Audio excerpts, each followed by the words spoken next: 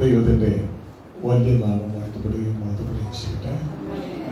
സർവ്വപിതാവിൻ്റെ കർത്താവായ യേശുക്രിസ്തുവിൻ്റെ നാമത്തിലുള്ള സ്നേഹവന്ദനം ഈ സഭയിലുള്ള ദേവദാസനും കുടുംബത്തിനും കടന്നു വന്നുള്ള എല്ലാ ദേവദാസന്മാർക്കും എല്ലാ ദൈവമക്കൾക്കും ഓൺലൈനിലൂടെ എന്നെ കാണുന്ന ശ്രമിക്കുന്ന എല്ലാവരും വെളിപ്പെടുമെന്ന് ദൈവം ആഗ്രഹിക്കുന്നു.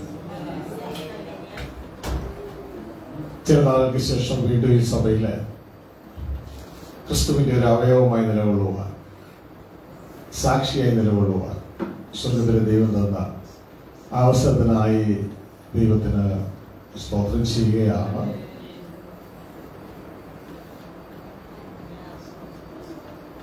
കർത്താവിന്റെ വലിയ കൃപയാൽ കഴിഞ്ഞ ഏകദേശം 24 വർഷങ്ങളായി പ്രാർത്ഥനാലയം ധ്യാന കേന്ദ്രം പുക്കാട്ടുപടിയിൽ നടക്കുവാൻ സഹോദരരെ സഹായിച്ചു. പലപ്പോഴും ഈ ദേശങ്ങളിലുള്ള സ്വതന്ത്ര സഭകളെ ഓർക്കുമ്പോൾ ഹൃദയത്തിലൊരു ആനന്ദമുണ്ട്. അവിടെ നിന്ന് ആരംഭിച്ച പ്രസവമാണ് തുടർന്നും പ്രസവമായി നടന്നിരിക്കുന്നത്. സ്വതന്ത്ര സഭകൾ അതെല്ലാം മാസവും നടക്കുന്നുണ്ട്. അതിൽ നമ്മൾ എത്രത്തോളം പങ്കാളികളാകുന്നു എന്ന് നമ്മളെ തന്നെ പരിശോധിക്കുക. ഈ മാസം നടന്നത് സ്നാനം മാത്രം 6 പേരാണ്. കഴിഞ്ഞ 9 മാസത്തിലേക്ക് 8 പേരാണ്. അതിന്റെ 9 പ്രാവശ്യം 5 പേരാണ്. എല്ലാ മാസവും ഒരു കൂട്ടം ജനത ദൈവം ഒരുക്കുന്നുണ്ട്. പക്ഷെ നമ്മളിൽ അത് എത്രത്തോളം ഗുണമുണ്ടാകുന്നു എന്നുള്ളതാണ് പരിശോധിക്കേണ്ടത്.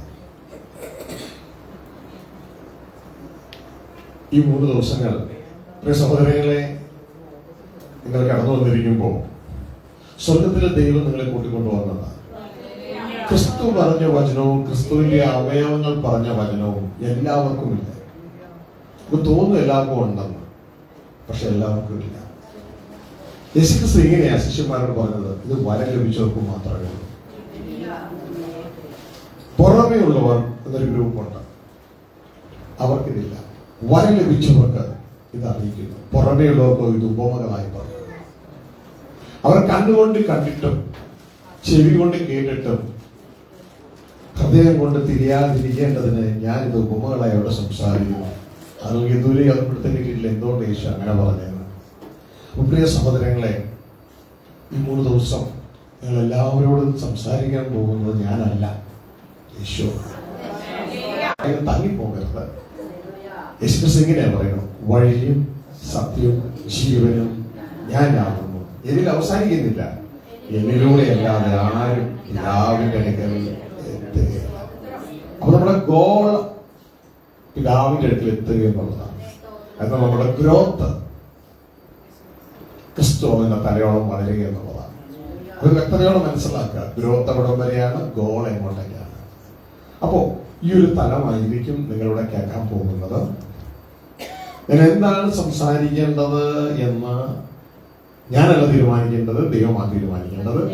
ഞാൻ ദിവസത്തിൽ ചോദിച്ചപ്പോ വിളിയും തെരഞ്ഞെടുപ്പും തിരിച്ചറിയാണ് അത് നടക്കണോ വേണ്ടേ എന്നുള്ളതൊക്കെ. കഥാദാസൻ പറഞ്ഞതുപോലെ എന്റെ പേര് ഷാജി ജോസഫ് എന്നാണ്. ഈ ഭൂമിയിലെ ജഡത്തിൽ എന്റെ ജഡത്തിലുള്ള മാതാപിതാക്കന്മാരുടെ പേരാണത്. അത് സെമിത്തേരിയോട് തീരും, അത് നിലനിൽക്കത്തില്ല. ഇവിടെ പ്രിയ സഹോദരങ്ങളെ, നിങ്ങളോട് സംസാരിക്കുന്ന എല്ലാ വചനങ്ങളും വിശുദ്ധ വേദപുസ്തകം, ഇവിടെ വലിയൊരു സത്യ വേദപുസ്തകം ഇരിക്കും. ഇതിന്റെ അടിസ്ഥാനത്തിലായിരിക്കും. ഈ പുസ്തകത്തെ എത്ര പേർ വിശ്വസിക്കുന്നുണ്ട്? നിങ്ങളിലൊരു 70% ഇത് വിശ്വസിക്കുന്നവരാണെന്ന് മനസ്സിലായി. ഓക്കെ, ഒന്നുകൂടി ചോദിക്കും, ഈ പുസ്തകം എത്ര പേർ വിശ്വസിക്കുന്നുണ്ട് ഇതിനെ സത്യമാണെന്നുള്ളത്? ഇപ്പൊ 100% വിശ്വസിക്കുന്നുണ്ട് മനസ്സിലായി. സത്യം. ഇനി സാധാരണ ദേവദാസന്മാർ നിങ്ങളോട് പറയാത്തൊരു കാര്യം നിങ്ങളോട് പറയാൻ പോവുക. ഈ പുസ്തകത്തിലില്ലാത്ത ഒരു, അത് വെറും വാക്കുകളോ ഒരു ഹ്യൂമൻ ഐഡിയയോ ഐഡിയോളജിയോ അല്ല. അത് ദൈവത്തിന് നമ്മെക്കുറിച്ചുള്ള, പ്രപഞ്ചത്തെക്കുറിച്ചുള്ള പർപ്പസും പ്ലാനുമാണ്. അത് മാറില്ല. അതുകൊണ്ട് മരണം കൊണ്ടും മാറ്റുന്ന ചിന്തകളിൽ ഒതുങ്ങാതെ മരണത്തെ മാറ്റാൻ കഴിവുള്ള ദൈവത്തിന്റെ ചിന്തകളിൽ വരുന്നതായിരിക്കും നമുക്ക് നല്ലത്. പിന്നെ ദൈവം ആരെയും നിർബന്ധിക്കുന്നൊന്നുമില്ല. ജീവനും മരണവും നിന്റെ മുമ്പിൽ ഇരിക്കുന്നു, നിനക്ക് ഇഷ്ടമുള്ളത് തിരഞ്ഞെടുക്കാം. ഹല്ലേലൂയ. പിന്നെ ജീവന്റെ വഴി ഇതാണെന്ന് ദൈവം നമുക്ക് പറഞ്ഞു തരും. അപ്പോൾ എന്നെ കർത്താവ് പഠിപ്പിച്ചത് എങ്ങനെയാണ്? 10 ലക്ഷം പേരുമായി നരകത്തിൽ പോകുന്നതിനൊക്കെ നല്ലത് 10 പേരുമായി സ്വർഗ്ഗരാജ്യത്തിൽ പോകുന്നതാണ്. മനുഷ്യന്റെ സപ്പോർട്ടൊക്കെ അല്പനേരത്തേക്കേ ഉള്ളൂ, സംഘടനകളും അല്പനേരത്തേക്കേ ഉള്ളൂ. പക്ഷെ എന്നും നിലനിൽക്കുന്നത് ദൈവരാജ്യം. അത് നമ്മുടെ കർത്താവ് യേശു പ്രസംഗിച്ച സുവിശേഷ സന്ദേശം. അതാണ് നിങ്ങൾ ഈ 3 ദിവസം കേൾക്കാൻ പോകുന്നത്. സന്തോഷമുണ്ടോ? അപ്പൊ നിങ്ങൾ സാധാരണ കേൾക്കുന്ന സ്റ്റൈലായിരിക്കത്തില്ല കേൾക്കണേ. അപ്പൊ ചിന്തിക്കരുത്, അപ്പൊ ഞങ്ങൾ പറയണ പോലെ അല്ലല്ലോ പറയണേ, അങ്ങനെ ചിന്തിക്കരുത്. നിങ്ങൾ പറയണ പോലെ പറയാൻ കിട്ടില്ല, പകരം വചനം പറയുന്ന പോലെ പറയാൻ മാത്രമേ കിട്ടുള്ളൂ. എപ്പോഴും ശ്രദ്ധിച്ചോളോ. ഹല്ലേലൂയ. അപ്പൊ പല വ്യത്യസ്ത മേഖലകളിലൂടെ ആയിരിക്കും പോകുന്നത്. നിങ്ങൾ ഇതുവരെ കേൾക്കാത്ത കാര്യങ്ങൾ നിങ്ങൾക്ക് കേൾക്കാൻ പോകുന്നത്. ഹല്ലേലൂയ. അപ്പൊ നിങ്ങൾ പരിശോധിക്കേണ്ടത് അവര് പറഞ്ഞത് ഇവര് പറഞ്ഞതോ നിങ്ങൾ ഇതുവരെ മനസ്സിലാക്കിയത് വെച്ചിട്ടല്ല, പകരം വിശുദ്ധ ബൈബിളിലെ വചനം വെച്ച് പരിശോധിച്ചോളാം. ബൈബിളിനെ കുറിച്ച് ഇങ്ങനെ പറയുന്നു, അവർ തെസ്സലോനിക്കക്കാരേക്കാൾ ഉത്തമന്മാരായിരുന്നു. കാരണം എന്താ? അത് അങ്ങനെ തന്നെയോ എന്ന് അവർ 3 പേർ തമ്മിൽ ആലോചിച്ച് തീരുമാനമെടുത്തു എന്നാണോ? സംഘടന കൂടി തീരുമാനമെടുത്തതാണോ? തിരുവഴുത്തുകളെ പരിശോധിച്ചു, അവരാണ് ഉത്തമന്മാർ. അപ്പൊ നമ്മൾ കൂടെ ശ്രദ്ധിച്ചോളണം. നമുക്ക് എവിടെ എത്താനാണ് നമുക്ക് ആഗ്രഹം ആരും നോക്കണം. മനസ്സിലാവുന്നുണ്ടോ? എവിടെ എത്തണം? നിങ്ങൾക്ക് എവിടെ എത്തണ്ടേ അവസാനം? നിത്യത. നിത്യതയിൽ ആണെങ്കിൽ 2 നിത്യതയുണ്ട്. അത് നിങ്ങൾക്ക് ഒരു പിശാചിനോടുകൂടെ ഒരു നിത്യത, പിന്നെ ദൈവത്തോടുകൂടെ വേറെ നിത്യത. ഏതിനാ പോണ്ടേ? ദൈവത്തോടുകൂടെ അല്ലെ? അപ്പൊ നിങ്ങൾക്ക് സ്വർഗരാജ്യം അവകാശമാക്കണം. കാര്യങ്ങൾ ക്ലിയർ ആക്കി തരികയാണ്. സ്വർഗരാജ്യം അവകാശമാക്കണം. മനസ്സിലായി? മനുഷ്യൻ എന്ന് പറയുന്ന യൂണിറ്റ് ഒരിക്കലും മരിക്കത്തില്ല. അറിയാമോ നിങ്ങൾക്ക്? ഇതൊരിക്കലും മരിക്കത്തില്ല. ഈ യൂണിറ്റ് എവിടെ എത്തിച്ചേരുന്നതേ ഉള്ളൂ. നമ്മൾ ചിന്തിക്കണം മരണമൊന്നുമല്ല യഥാർത്ഥ മരണം. സോൾ എവിടെ എത്തിച്ചേർന്നു? സോള് തീപ്പൊയിൽ എത്തിച്ചേർന്നു. അതിന്റെ പേരാണ് 2ാം മരണം. ഹല്ലേലൂയ. 2ാം മരണത്തിൽ നമ്മൾ മരിക്കത്തില്ല. അവിടെ നിത്യ ദണ്ഡനമാണ്. എപ്പോഴും ശ്രദ്ധിച്ചോളണം. മറ്റത് ദൈവത്തോടു കൂടിയുള്ള ക്രിസ്തുവിനുള്ള ജീവിതം, അത് നിത്യ ജീവനിലേക്ക് കടക്കും. മറ്റത് നിത്യ ദണ്ഡനത്തിലേക്ക് കടക്കും. അപ്പൊ എപ്പോഴും സഭയോടുകൂടെ ആയിരിക്കുക. നിൽക്കുന്നതിലേക്കാണ് നമ്മുടെ ഫോക്കസ്. കർത്താവായ യേശു ക്രിസ്തു വന്നതും യേശുവിനെ പിതാവ് അയച്ചതിന്റെ ഉദ്ദേശം എന്ന് പറയുന്നത് നമ്മളെ കൂട്ടിക്കൊണ്ട് ചെല്ലാനാണ്, തന്റെ വീട്ടിലേക്ക്. ഹല്ലേലൂയ. അതുകൊണ്ട് യേശു ഇങ്ങനെ പറയുന്നത്, കാണാതെ പോയതിനെ അന്വേഷിച്ചിട്ടാണ് ഞാൻ വന്നത്. ഞാൻ സ്വന്തമായിട്ട് വന്നതല്ല, എന്നെ അയച്ചതാണ്. പിടുത്തം കിട്ടിയ? അപ്പൊ ആ ഡ്യൂട്ടി നിവർത്തിക്കാതെ ബാക്കി എന്തൊക്കെ ചെയ്തെന്ന് പറഞ്ഞിട്ട് ഒരു കാര്യമില്ല. ആ ഡ്യൂട്ടിയിലേക്ക് എത്തണം. അവസാനം നമ്മൾ പിതാവിന്റെ അടുക്കൽ എത്തിച്ചേരണം. ഇതുകൊണ്ട് ദൈവത്തിന്റെ വചനം പറയുന്നത്, അങ്ങനെ ക്രിസ്തു മുഖാന്തരം ഏകാത്മാവിനാൽ നമുക്ക് പിതാവിന്റെ അടുക്കലേക്ക് പ്രവേശനം ഉണ്ട്. അപ്പൊ നമ്മൾ അവസാനം എത്തിച്ചേരേണ്ടത് അവിടെയാണ്. അവിടെ എത്തിച്ചേർന്നില്ല എങ്കിൽ നാം വെറുതെ ഓടിയത് മുഴുവൻ. അപ്പൊ നിൽക്കുന്നതിലേക്കാണ് നമ്മൾ ഫോക്കസ് ചെയ്യാനായിട്ട് സ്വർഗത്തിലെ ദൈവം നമ്മളെ കൊണ്ടുവരുന്നത്. നിൽക്കുന്നതിലേക്ക് നമ്മളെ കൊണ്ടുവരികയാണ്. ഓ ഫാദർ വി താങ്ക് യു. അപ്പോ ഇങ്ങനെയാണ് പാട്ടുകാരൻ പാടുന്നത്. നിൽക്കുന്നതൊന്നേയുള്ളൂ ഇളകാത്ത രാജ്യമാ, എൻ സ്വന്ത ഭവനമാ, ദൈവത്തിന്റെ രാജ്യമേ. അപ്പൊ നിൽക്കുന്നത് എന്റെ ഉള്ളു. ബാക്കിയൊക്കെ നമ്മളുണ്ടാക്കുന്ന വീടും കെട്ടിടങ്ങളും പട്ടണങ്ങളും ഒന്നും നിൽക്കൂല. അതൊക്കെ ഇളകുന്നതാണ്. മനസ്സിലായ? ഇളകാത്തതൊന്നേയുള്ളൂ. അതെന്താ? ദൈവത്തിന്റെ രാജ്യം. ഹല്ലേലൂയ. ഈ കണ്ണോണ്ട് കാണുന്നതൊക്കെ, കാണുന്നതെല്ലാം പോകും, മരണത്തിൻ കീഴിലാ മരിക്കുന്ന മനുഷ്യപുത്ര ഭൂമിക്കിരയാകും. എല്ലാം പോകും. അപ്പൊ സത്യയോടുകൂടെ നമ്മളെ കുറിച്ച് ആദ്യം മനസ്സിലാക്കണം. നമ്മുടെ അപ്പനെ കുറിച്ച് മനസ്സിലാക്കണം. സ്വർഗസ്ഥ പിതാവിനെ കുറിച്ചും താൻ അയച്ച പുത്രനെ കുറിച്ചും മനസ്സിലാക്കണം. എന്നിട്ട് സ്വർഗസ്ഥ പിതാവ് നമുക്ക് ഒരുക്കി വെച്ചിരിക്കുന്ന ഭാവിയെ മനസ്സിലാക്കണം. ഇന്ന് ഈ ഭൂമിയിൽ ഈ സമയം നമ്മൾ എങ്ങനെയാണ് പ്രവർത്തിക്കേണ്ടതെന്ന് മനസ്സിലാക്കണം. എന്നിട്ട് അതുപോലെ നമ്മൾ പ്രവർത്തിക്കുന്നുണ്ടോ എന്ന് നോക്കണം. അപ്പോ തുടർന്നുള്ള ഇത് ഇൻട്രൊഡക്ടറി സെക്ഷനാണ്. നമ്മൾ പ്രാർത്ഥിച്ച് ആ സെക്ഷനിലേക്ക് കയറാനായിട്ട് പോവുകയാണ്. അപ്പൊ സഭയോടുകൂടി ആയിരിക്കണം. കർത്താവ് എന്നെ സാധാരണ ഉപയോഗിക്കുന്നത് ദൈവദാസന്മാരെ ട്രെയിൻ ചെയ്യാനാണ്. പക്ഷേ ദൈവദാസന്മാരൊക്കെ തിരക്കായതുകൊണ്ട് അത് സാധാരണ കഴിയാറില്ല. വിശ്വാസികളെ ട്രെയിൻ ചെയ്യിക്കുമ്പോൾ വിശ്വാസികൾ ദൈവദാസന്മാരോട് ചോദിക്കും, ദൈവദാസൻ ഞങ്ങൾ ഇങ്ങനെ കേട്ടു. അപ്പൊ ദൈവദാസന് പറഞ്ഞു കൊടുക്കാൻ അറിയത്തില്ല അതെന്താ. അപ്പൊ ഉടനെ പറയും ദുരുപദേശം, രക്ഷപ്പെട്ടല്ലോ. അങ്ങനെ രക്ഷപ്പെടരുത്. എത്ര നല്ല രക്ഷപ്പെടും. കർത്താവിന്റെ സിംഹാസനം തൊട്ടടുത്തിരിക്കുന്നു. അപ്പൊ വളരെ സഭയോടുകൂടി ആയിരിക്കണം. അപ്പോ എല്ലാവർക്കും അനുവാദമുണ്ട്. ബൈബിളിൽ ഇല്ലാത്ത കാര്യങ്ങൾ ഞാൻ പറഞ്ഞാൽ നിങ്ങൾക്ക് എന്നെ ചോദ്യം ചെയ്യാം. പിന്നെ ബൈബിൾ അനുസരിച്ചാണ് പറയുന്നതെങ്കിൽ നിങ്ങൾക്ക് തീരുമാനം എടുക്കാം. വിശ്വസിക്കണം വേണ്ടിയൊന്ന്. എന്റെ 3 ദിവസം പരിപാടി കഴിഞ്ഞാൽ ഞാനിപ്പോ ഗൾഫിൽ ഇരിക്കേണ്ട ആളാണ്. പ്രിയ കർത്താസൻ എന്നെ വിളിച്ച് ഇങ്ങനെ പറഞ്ഞത് കൊണ്ട് ഞാൻ എന്റെ ലീവ് എക്സ്റ്റെൻഡ് ചെയ്ത്. ഇത് കഴിഞ്ഞാൽ അടുത്ത ദിവസം ഞായറാഴ്ച കഴിഞ്ഞാൽ തിങ്കളാഴ്ച ദൈവം ഞാൻ ഗൾഫിലായിരിക്കും. ഓക്കെ. അപ്പൊ നിങ്ങൾക്ക് വേണ്ടി സ്പെഷ്യലായിട്ട് ദൈവം അനുവദിച്ച ഒരു ക്രമീകരണമാണിത്. അപ്പോ ദൈവം ഇവരെ സഹായിക്കട്ടെ, കൂട്ടായിരിക്കട്ടെ. ഹല്ലേലൂയ. അപ്പൊ കർത്താവ് എനിക്ക് നിങ്ങൾക്ക് തരാൻ വേണ്ടി തന്ന ഒരു ചിന്ത. ആ ചിന്ത എങ്ങനെയാണ്? നാം വെളിച്ചമെന്ന് ചിന്തിക്കുന്ന വെളിച്ചം കർത്താവ് ഇങ്ങനെ ചോദിക്കുന്നുണ്ട്, ഇരുട്ടായാൽ ആ ഇരുട്ട് എത്ര വലിയത്? ഇപ്പോൾ ശ്രദ്ധിച്ചോ. നാം പലപ്പോഴും ചിന്തിക്കുന്ന വെളിച്ചം ഇതാണ് വെളിച്ചമെന്ന് ചിന്തിച്ചാൽ പോകും. പക്ഷെ അവസാനം ദൈവത്തിന്റെ ദൃഷ്ടിയിൽ അതല്ല വെളിച്ചമെങ്കിൽ അത് വലിയ ഇരുട്ടാണെന്ന് പറയുന്നത്. കഴിഞ്ഞ ദിവസം ഒരു സഹോദരി പെട്ടെന്ന് മരിച്ചു. ഞങ്ങളുടെ കുടുംബത്തിലുള്ള പെട്ടെന്ന് അത് വയറില് എന്തോ ഒരു ക്യാൻസർ എന്തായാലും അറിഞ്ഞില്ല. അത് സുന്ദരിയായി സഹോദരി എല്ലായിടത്തും ഓടി നടക്കുന്ന, പള്ളിയിലൊക്കെ ആണെങ്കിൽ വളരെ ആക്റ്റീവ്, എല്ലാം ഓടി നടക്കുക. പെട്ടെന്നൊരു വയറുവേദന ആശുപത്രി കൊണ്ടുപോയി. 2 ദിവസം മുമ്പ് ആ മരിച്ചു. ക്യാൻസർ ആയിരുന്നു അറിഞ്ഞില്ല. ശ്രദ്ധിച്ചേ. അപ്പൊ നേരത്തെ അറിഞ്ഞിരുന്നെങ്കിലോ എന്തെങ്കിലും ഒരു പരിഹാരം ആരോഗ്യത്തോടുകൂടി ഓടി നടക്കുന്നു. പക്ഷെ പെട്ടെന്ന് സംഭവിച്ചു. അപ്പോ വ്യസനത്തിനുള്ള ഒരു മാർഗം അകത്തുണ്ടായിരുന്നു. പക്ഷെ അറിഞ്ഞില്ല. അറിഞ്ഞിരുന്നെങ്കിൽ എന്തെങ്കിലും ചെയ്യാൻ പറ്റും. ഇതേപോലെ നമ്മൾ പലപ്പോഴും നീതിയിലേക്ക് ചിന്തിക്കുന്ന വഴി അവിടെ എത്തണമെന്നില്ല. അപ്പോ നമ്മുടെ ചിന്തകളൊക്കെ മാറി ദൈവം ചിന്തിക്കുന്ന ചിന്ത,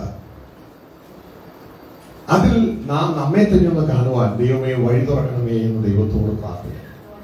നാം നമ്മെ കാണുന്നത് പോലെയല്ല, മറ്റുള്ളവർ നമ്മെ കാണുന്നത് പോലെയല്ല, ദൈവം എന്നെ കാണുന്നത് പോലെ എന്നെ കാണുവാൻ എന്നെ സഹായിക്കണം എന്ന് ദൈവത്തോട് നാം പ്രാർത്ഥിക്കണം. നമുക്ക് ഒരുമിച്ച് പ്രാർത്ഥിച്ചാണ്.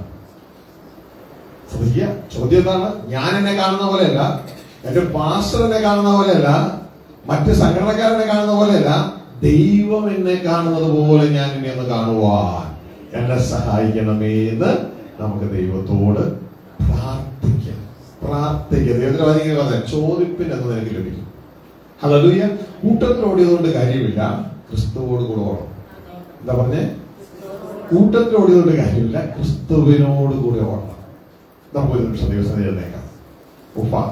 ബൈബിളൊക്കെ താഴെ വെച്ച് ആത്മാർത്ഥതയോടെ ക്രിസ്തു നമ്മുടെ മധ്യമുണ്ട്. നിങ്ങൾ 2-3 പേർ എന്റെ നാമത്തിൽ എവിടെ കൂടുന്നു അവരുടെ മധ്യം ഉണ്ടെന്ന് പറഞ്ഞാൽ നമ്മളുടെ കർത്താവായ നമ്മുടെ നായകനായ ക്രിസ്തു നമ്മുടെ മധ്യമുണ്ട്. കണ്ണിലെ അടച്ച് കരങ്ങൾ സ്വർഗത്തിലേക്ക് ഉയർത്തി ഓൺലൈനിലായിരിക്കും നിങ്ങളെല്ലാവരും ചേർന്ന് നമ്മളാരും കാഴ്ചക്കാരായി കാണുന്ന കളിക്കാരായിട്ടല്ല, ആ കളത്തിലിറങ്ങിയവരായിട്ടാണ് നമ്മൾ ദൈവസന്നതയിൽ നമ്മുടെ ഹൃദയങ്ങളെ ഒന്ന് പകർന്നുകൊണ്ട് പ്രാർത്ഥിക്കുക.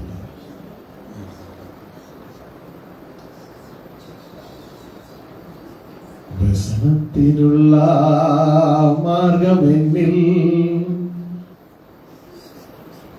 ഉണ്ടോ എന്ന് അങ്ങ് നോക്കി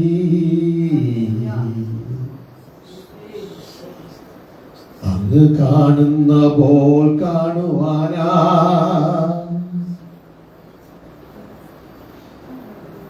കൃപ നൽകണമേ തമ്പുരാനേ.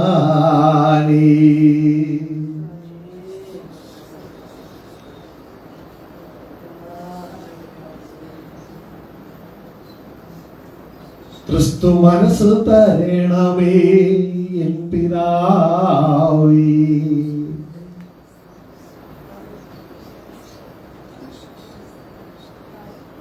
വ്യസനത്തിനുള്ള മാർഗമെന്നിൽ ഉണ്ടോ എന്ന് അങ്ങ് നോക്കി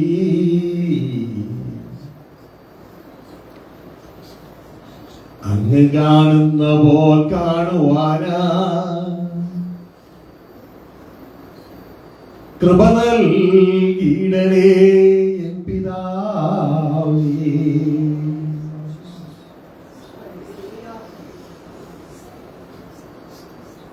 വ്യസനത്തിനുള്ള മാർഗങ്ങളുണ്ടോ എന്ന് അപ്പ അങ്ങ് നോക്കി. എൻ മനസ്സിനെ മാറ്റി ക്രിസ്തുവിൻ മനസ്സിനെ തരുവാൻ, ആ ശാശ്വത മാർഗത്തിൽ എന്നെ വഴി നടത്തിയിടുവാൻ അങ്ങ് കൃപ ചെയ്യണമേ. ഈ മക്കളോടൊത്ത് ഞാനും അങ്ങയോട് പ്രാർത്ഥിക്കുന്നു. ഫോണിൽ മാത്രമല്ല, ഓൺലൈനായിരിക്കുന്ന എല്ലാ മക്കളോടൊത്തും ചേർന്ന് അങ്ങയോട് ഇപ്പോൾ മാത്രമല്ല, ഈ സന്ദേശം ആരെല്ലാം ഓൺലൈനിലൂടെ കേൾക്കുന്നുവോ ആ കേൾക്കുന്ന സമയത്ത് അവർക്കും വേണ്ടി ഇതാ പ്രാർത്ഥിക്കണം. പ്രിയ നല്ല പിതാവേ, അങ്ങയുടെ ആത്മാവിനാ ഞങ്ങളെ മൂടി, അങ്ങയുടെ അഭിഷേകത്തിന്റെ പുതപ്പിനാൽ ഞങ്ങളെ മൂടി, അങ്ങയുടെ ജീവന്റെ സമൃദ്ധിയിൽ ഇരുന്നു കൊണ്ട് ഞങ്ങൾ അങ്ങയുടെ വചനം ശ്രമിപ്പാൻ, ക്രിസ്തുവിന്റെ ആത്മാവിന്റെ കീഴെ പൊരുന്നിരിപ്പാൻ തക്കവണ്ണം, തള്ളക്കോഴിക്ക് കീഴെ പൊരുന്നിരിക്കപ്പെടുന്ന കോഴിമുട്ടകൾ കോഴിക്കുഞ്ഞായി ആ പൊരുന്നിരിക്കുന്ന തള്ളയെ പോലെ വിരിഞ്ഞു വരുന്നത് പോലെ ആ ക്രിസ്തുവെ പോലെ വിരിഞ്ഞു വരുവാൻ ഞങ്ങളെ ഓരോരുത്തരെയൊക്കെ സഹായിക്കണം. ഞങ്ങളെ കാണുന്നവൻ ഇനി ഞങ്ങളെയല്ല, ഞങ്ങളിലൂടെ ക്രിസ്തുവെ കാണുവാൻ, ക്രിസ്തുവിലൂടെ പിതാവിനെ കാണുവാൻ, അങ്ങനെ സ്വർഗം ഭൂമിയിൽ വെളിപ്പെടുവാൻ തക്കവണ്ണം അങ്ങടയാക്കണമേ എന്ന് ഞങ്ങൾ അങ്ങയോട് പ്രാർത്ഥിക്കുകയാണ്. ഞങ്ങൾ വാ തുറക്കുമ്പോൾ അത് ഞങ്ങളുടെ വാക്കുകളായിട്ടല്ല, അത് സ്വർഗത്തിലെ ദൈവത്തിന്റെ ക്രിസ്തുവിലുള്ള വാക്കുകളായി ഞങ്ങളിലൂടെ പുറപ്പെട്ടുകൊണ്ട് സ്വർഗ സിംഹാസനത്തിന്റെ കീഴിൽ നിന്ന് ആരംഭിക്കുന്ന ജീവജല നദി അവിടെ നിന്ന് ക്രിസ്തുവിലൂടെയും ക്രിസ്തുവിന്റെ അവയവങ്ങളായി ഞങ്ങളിലൂടെയും ഈ ഭൂമിയിലേക്ക് പ്രവഹിക്കുമ്പോൾ ഇരുളടഞ്ഞ മരണം നിറഞ്ഞ ഈ ലോകത്തിലേക്ക് ജീവൻ കടന്നു വരുവാൻ തക്കവണ്ണം, അവർ വെളിച്ചത്താൽ നിറയുവാൻ തക്കവണ്ണം, അവർ ജീവനാൽ നിറയുവാൻ തക്കവണ്ണം, ഇത് കേൾക്കുന്നവർ ജീവൻ പ്രാപിക്കുവാൻ തക്കവണ്ണം അങ്ങനെ ദിവ്യ തേജസ് ഈ ദേശത്ത് വിടരട്ടെ. തുറന്ന സ്വർഗം ഞങ്ങളുടെ പ്രഖ്യാപിക്കുകയാ. യേശു ക്രിസ്തുവിന്റെ കർത്തൃത്വം ഞങ്ങളുടെ പ്രഖ്യാപിക്കുക, ദൈവരാജ്യം ഞങ്ങളുടെ പ്രഖ്യാപിക്കുക, പരിശുദ്ധാത്മാവിന്റെ ആ സാന്നിധ്യം ഞങ്ങളുടെ പ്രഖ്യാപിക്കുകയാ, ആ ദൈവ ഭരണം ഞങ്ങളുടെ പ്രഖ്യാപിക്കുകയാ. ഈ ദേശം മാറട്ടെ, ദേശത്തിലെ ജനങ്ങൾ മാറട്ടെ, വൈപ്പിൻ പട്ടണം മാറട്ടെ, എറണാകുളം ഡിസ്ട്രിക്ട് മാറട്ടെ, കേരളക്കര മാറട്ടെ, ഏഷ്യ ഭൂഖണ്ഡം മാറട്ടെ, സർവ്വലോകവും ദൈവരാജ്യമായി മാറട്ടെ. ദൈവകരങ്ങളിൽ കേൾപ്പിച്ച് പ്രാർത്ഥിക്കുക. ദൈവത്തിന്റെ ആത്മാവിനായി സ്തോത്രം, ആത്മസമൃദ്ധിക്കായി സ്തോത്രം. രാവിലെ മുതൽ മധ്യാഹ്നം വരെ വർദ്ധിച്ചു വരുന്ന സൂര്യന്റെ താപം പോലെ, സൂര്യന്റെ രശ്മി പോലെ, സൂര്യന്റെ ചൂട് പോലെ ആത്മാവിന്റെ ചൂട്, ദൈവാത്മാവിന്റെ ചൂട് ഞങ്ങൾ ഓരോരുത്തരും വർദ്ധിക്കട്ടെ. കർത്താവേ, ഓരോരുത്തരും വർദ്ധിക്കട്ടെ. അങ്ങനെ ചെയ്യുന്ന കൃപയ്ക്കായി സ്തോത്രം. ഞങ്ങൾ സമ്പൂർണ്ണമായി ഏൽപ്പിച്ച് പ്രാർത്ഥിക്കുന്നു. ഇവിടെയുള്ള എല്ലാ ദേവദാസന്മാരെ ഈ സഭയെ ഈ ദേശത്തെ കടന്നു എല്ലാ മക്കളെയും അങ്ങനെ കരങ്ങൾ ഏൽപ്പിച്ച് പ്രാർത്ഥിക്കുക. അവരുടെ എല്ലാ ആവശ്യങ്ങളും വരുന്ന കൂട്ടായിരിക്കണേ. രോഗികളായി കടന്നു വന്നിട്ടുള്ള യേശുക്രിസ്തുവിന്റെ അടിപ്പണ ഇപ്പോൾ സൗഖ്യം പ്രാപിക്കണമെന്ന് കൽപ്പിക്കുകയാണ്. ദൈവത്തിന്റെ സമൃദ്ധി പ്രാപിക്കണമെന്ന് കൽപ്പിക്കുക. ദൈവ സമാധാനവും ജീവനവും അവർ വ്യാപരിക്കുന്ന എല്ലാ ശ്രാപനും യേശുവിനാമത്തിൽ വിട്ടുമാറട്ടെ. അവരുടെ ഹൃദയങ്ങളെ പിന്നിലേക്ക് വെക്കുന്ന ചിന്തകൾ യേശുവിൻ നാമത്തിൽ മാറ്റപ്പെടട്ടെ. യേശുവിൻ നാമത്തിൽ മാറ്റപ്പെടട്ടെ. ദൈവ സാന്നിധ്യവും ദൈവിക ജീവനും ഈ ഹോളിൽ നിറഞ്ഞു നിൽക്കട്ടെ. ആത്മാവിന്റെ സമൃദ്ധി ഓരോ വാക്കുകളിലും ദൈവം നിറയ്ക്കട്ടെ. അത് ചെയ്യുന്ന കൃപയ്ക്കായി സ്തോത്രം. സർവ്വമഹത്വം പിതാവേ, ഞങ്ങൾ അങ്ങേക്കെതിരെ യേശുക്രിസ്തുവിൻ നാമത്തിൽ തന്നെ ആമേൻ, ആമേൻ, ആമേൻ. ദൈവത്തിനെ അനുഗ്രഹിക്കട്ടെ, സഹായിക്കട്ടെ. കൂട്ടായില്ല പ്രാർത്ഥനയോടെ ദിവസം തീരിക്കുക. Oh Lord, thank you, give glory.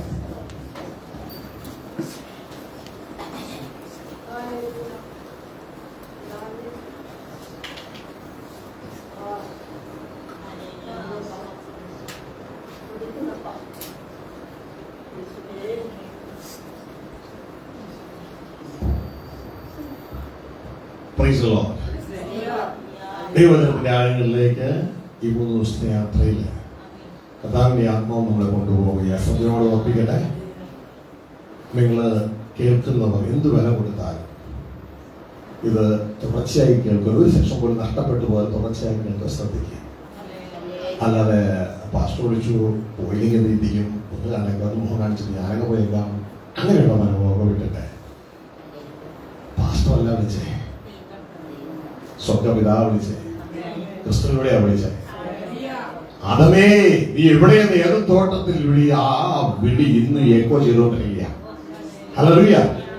കാണേണ്ട അടുത്ത് നിന്നെ കാണുന്നില്ലല്ലോ, അതാണ് ചോദ്യം. ആദമേ കാണേണ്ട അടുത്ത് നിന്നെ കാണുന്നില്ലല്ലോ, നീ എവിടെയാ? നിന്നിലൂടെ വെളിപ്പെടുന്ന ദൈവ സാന്നിധ്യം കാണുന്നില്ലല്ലോ, നീ എവിടെയാ? സാധാരണ ഞാൻ ചിന്തിക്കുമ്പോൾ ആ ചിന്ത നിനക്ക് കിട്ടുന്നതാ, നീ എവിടെയാ? സാധാരണ ഞാൻ ചിന്തിക്കുമ്പോൾ നീ വാഗൊണ്ട് പറയുന്നത് നിന്നെ കാണുന്നില്ലല്ലോ, നീ എവിടെയാ? ആദമേ നീ എവിടെ? ലോകത്തിന്റെ വിവിധ ഭാഗങ്ങളിൽ തോമാച്ച, മേഴ്സി, ജെയിംസ്, അന്നക്കുടി, നീ എവിടെയാ? നിന്റെ പേര് എന്ത് തന്നെയായാലും ദൈവം നിന്നോട് ചോദിക്കുക, നീ എവിടെയാ? സാധാരണ ഞാൻ ചിന്തിക്കുമ്പോ അത് നീ സംസാരിക്കുന്നതാ ഭൂമിയിൽ, ഇപ്പൊ അങ്ങനെ കാണുന്നില്ലല്ലോ. സ്വർഗത്തിലെ ദൈവം ചിന്തിക്കുമ്പോൾ ഭൂമിയിൽ സംസാരിക്കുന്ന എക്യുപ്മെന്റിന്റെ പേര് പറയാമോ നിങ്ങൾക്ക്? അറിയില്ല. കാരണം കേടായി പോയതുകൊണ്ടാ ഈ ഇരിക്കണതൊക്കെയാണ്. മനസ്സിലായോ? സ്വർഗത്തിലെ ദൈവം ചിന്തിക്കുമ്പോൾ ഭൂമിയിൽ അത് വിളിച്ചു പറയുന്ന വ്യക്തികളുടെ പേരാണ് മനുഷ്യൻ അല്ലെങ്കിൽ ദൈവത്തിന്റെ പുത്രന്മാർ. പക്ഷെ ഇന്ന് നടക്കുന്നില്ല. ഇത് അവർക്ക് തോന്നിയതും എനിക്ക് തോന്നുന്നു എന്നൊക്കെ പറയണേ. അങ്ങനെയല്ല. യഥാർത്ഥത്തിൽ നമ്മളെന്ന് പറയുന്നത് ദൈവം ചിന്തിക്കുന്നു, ദൈവം സ്വർഗത്തിൽ പറയുന്നു, അത് ഭൂമിയിൽ പറയേണ്ടവരാണ് നമ്മൾ. ദൈവം സ്വർഗത്തിൽ കാണിക്കുന്നു, ഭൂമിയിൽ കാണിക്കേണ്ടവരാണ് നമ്മൾ. പക്ഷെ ഇത് കേടായി പോയതുകൊണ്ട് അത് കാണിക്കുന്നില്ല. ഹല്ലേലൂയ.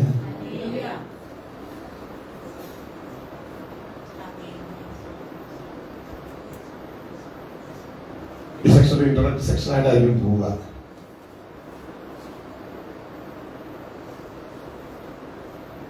യഥാർത്ഥത്തിൽ നമുക്ക് നമ്മളെ കുറിച്ച് അറിയില്ല.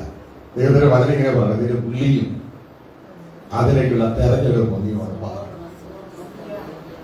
ആ വാക്യം വായിച്ച് നമുക്ക് അറിയില്ല. ആരോടാ പറയുന്നത്? രക്ഷിക്കപ്പെട്ടവരോടാ പറയുന്നത്. രക്ഷിക്കപ്പെട്ടവരോടാ പറയുന്നത്. നിന്റെ വിളി അപ്പത്തിലേക്ക് അപ്പസ്തലനായിട്ടായിരിക്കും. പക്ഷെ അതിനെ കുറിച്ച് ഒന്നുമല്ല അവിടെ പറയുന്നത്. അതൊക്കെ ദാസന്റെ വിളിയല്ലേ? നമുക്ക് ദാസന്മാരാകാനാണ് ഇഷ്ടം അല്ലേ? ദാസൻ എന്തെങ്കിലും വീട്ടിൽ വസിക്കുന്നില്ല കേട്ടോ, കുറച്ച് വസിക്കുള്ളൂ. പുത്രനാണ് എന്തെങ്കിലും വീട്ടിൽ വസിക്കുന്നത്. പുത്രനാണ് എന്തെങ്കിലും വീട്ടിൽ വസിക്കുന്നത്. ഭയങ്കരൊരു വേടാ കേട്ടോ. അടുത്താക്കി ക്ഷയിക്കാൻ കൊടുത്തിട്ട് പറയാം, ദാസൻ എന്തെങ്കിലും വീട്ടിൽ വസിക്കുന്നില്ല, പുത്രൻ എന്തെങ്കിലും വീട്ടിൽ വസിക്കുന്നത് തന്നെ. ക്ഷയിക്കാൻ കൊടുത്തിട്ടോ, ക്ഷയിക്കാൻ അടുത്താക്കി ക്ഷയിക്കാൻ കൊടുത്തിട്ട്. ഹല്ലേലൂയ. ഇതെന്തിനാ അങ്ങനെ ചെയ്യുന്നറിയാമോ? എന്തിനാ വചനം പറയുന്നു?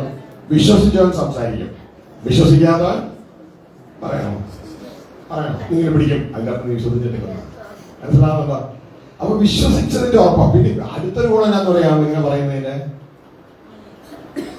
പറയാമോ? അറിയില്ല. ഉറക്കുകൂടിയെന്ന് കേട്ടിട്ടുണ്ടോ? ഇത് ഉറക്കം മാറാനുള്ള കൂടിയാ.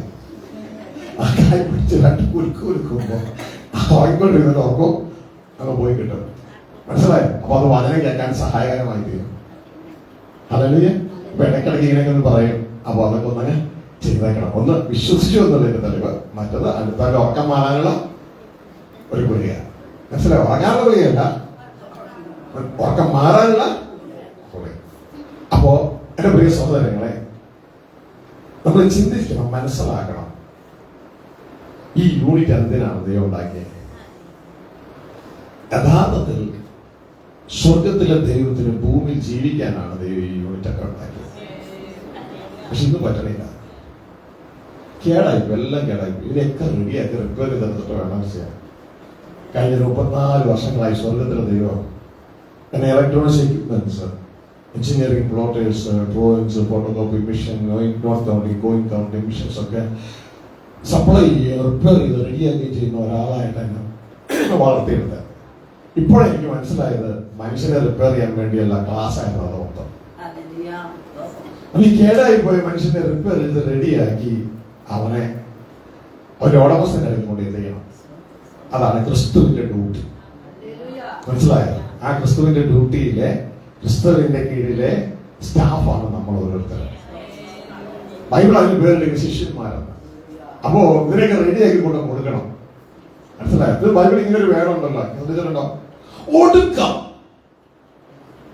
എന്ന് പറഞ്ഞുകൊണ്ട് പിന്നെ അവസാനം എന്ന് പറഞ്ഞൊരു വേണമുണ്ട്. അന്ന് അവൻ ഈ കേടാക്കിയ ശത്രുക്കളെ ഒക്കെ മാറ്റിക്കളയും. ഈ മനുഷ്യ യൂണിറ്റിനെ കേടാക്കിയവരെയൊക്കെ മാറ്റിക്കളയും. അതിന്റെ അർത്ഥം ഇന്നും അവരൊക്കെ ഇവിടെ തന്നെ ഉണ്ട് കേടാക്കാൻ. അതോടെ ഇത് ശരിയാകാത്ത ഇവരൊക്കെ മാറ്റിയിട്ട് നമ്മളെ പിതാവിന്റെ കീഴിലേക്ക് എഴുതി. അതറിയ ഇതൊക്കെ നടക്കാനുള്ള കാര്യങ്ങളാ. പക്ഷെ യേശു നല്ലൊരു കൂടുതൽ ഏൽപ്പിക്കണില്ല. അതാണ് ബുദ്ധിമുട്ട്. കാരണം ശരിയാകാത്ത എങ്ങനെയോട് കൊടുത്തിട്ട് അവരോട് കൊടുക്കണേ. ദൈവത്തിന്റെ വചനത്തിൽ പറയുന്നുണ്ടോ, നീ നിന്റെ ദേശാധിപതിയെ കുറിച്ച് തിരിച്ചു നോക്കിയേ, നീ അതിനെ മുടന്നുള്ളതിനെ കൊണ്ട് കൊടുക്കുമോ?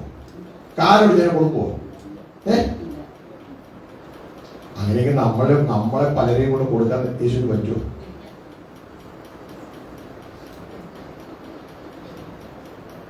ദൈവത്തിന് വചനം പറഞ്ഞത് വിളിക്കപ്പെടുന്ന അനേകരാ, പക്ഷെ എല്ലാത്തിനും കൊടുക്കാൻ പറ്റത്തില്ല. തെരഞ്ഞെടുത്തതിന് മാത്രമേ കൊടുക്കാൻ പറ്റുള്ളൂ. നമുക്ക് ഇവിടെ എന്തെങ്കിലും ബിൽഡിംഗ് പണിയാൻ നേരത്തെ നിങ്ങൾ ടൈൽസ് എല്ലാം മേടിക്കാൻ പോയി കഴിഞ്ഞാൽ അവർ പറയും, സാറേ ഇത് പ്രീമിയമാണ്, ഇത് ഇന്ന ക്വാളിറ്റിയാണ്, ഇത് കുറച്ചുകൂടി വില കുറഞ്ഞതാ, പിന്നെ വേറെ ക്വാളിറ്റി അവർ പറയും അത് എക്സ്പോർട്ടാ, അത് ഭയങ്കര വിലയായി സാറേ.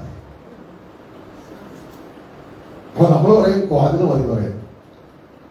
അപ്പൊ എക്സ്പോർട്ട് ഇപ്പൊ ഈ ഗൾഫിലേക്ക് ചെന്ന് കഴിഞ്ഞാൽ അവിടെ ഓൾമോസ്റ്റ് എക്സ്പോർട്ട് സാധനങ്ങൾ ഉണ്ടാവുന്നത്. കാരണം അല്ലെങ്കിൽ അവിടെ നിന്ന് തിരിച്ചു വിടും, റിജക്റ്റഡ് ആണ്. അപ്പൊ ഇത് റിജക്റ്റഡും ഉണ്ട്, എക്സ്പോർട്ട് ക്വാളിറ്റി ഉണ്ട്.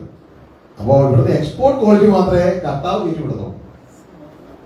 എപ്പോഴും ശ്രദ്ധിച്ചോളണം. അതുകൊണ്ട് കൂട്ടത്തിൽ ഓടിയൊരു കാര്യമില്ല, ക്രിസ്തുവോട് കൂടെ ഓടിക്കോളണം. മനസ്സിലാകുന്നുണ്ടോ? ഹല്ലേലൂയ.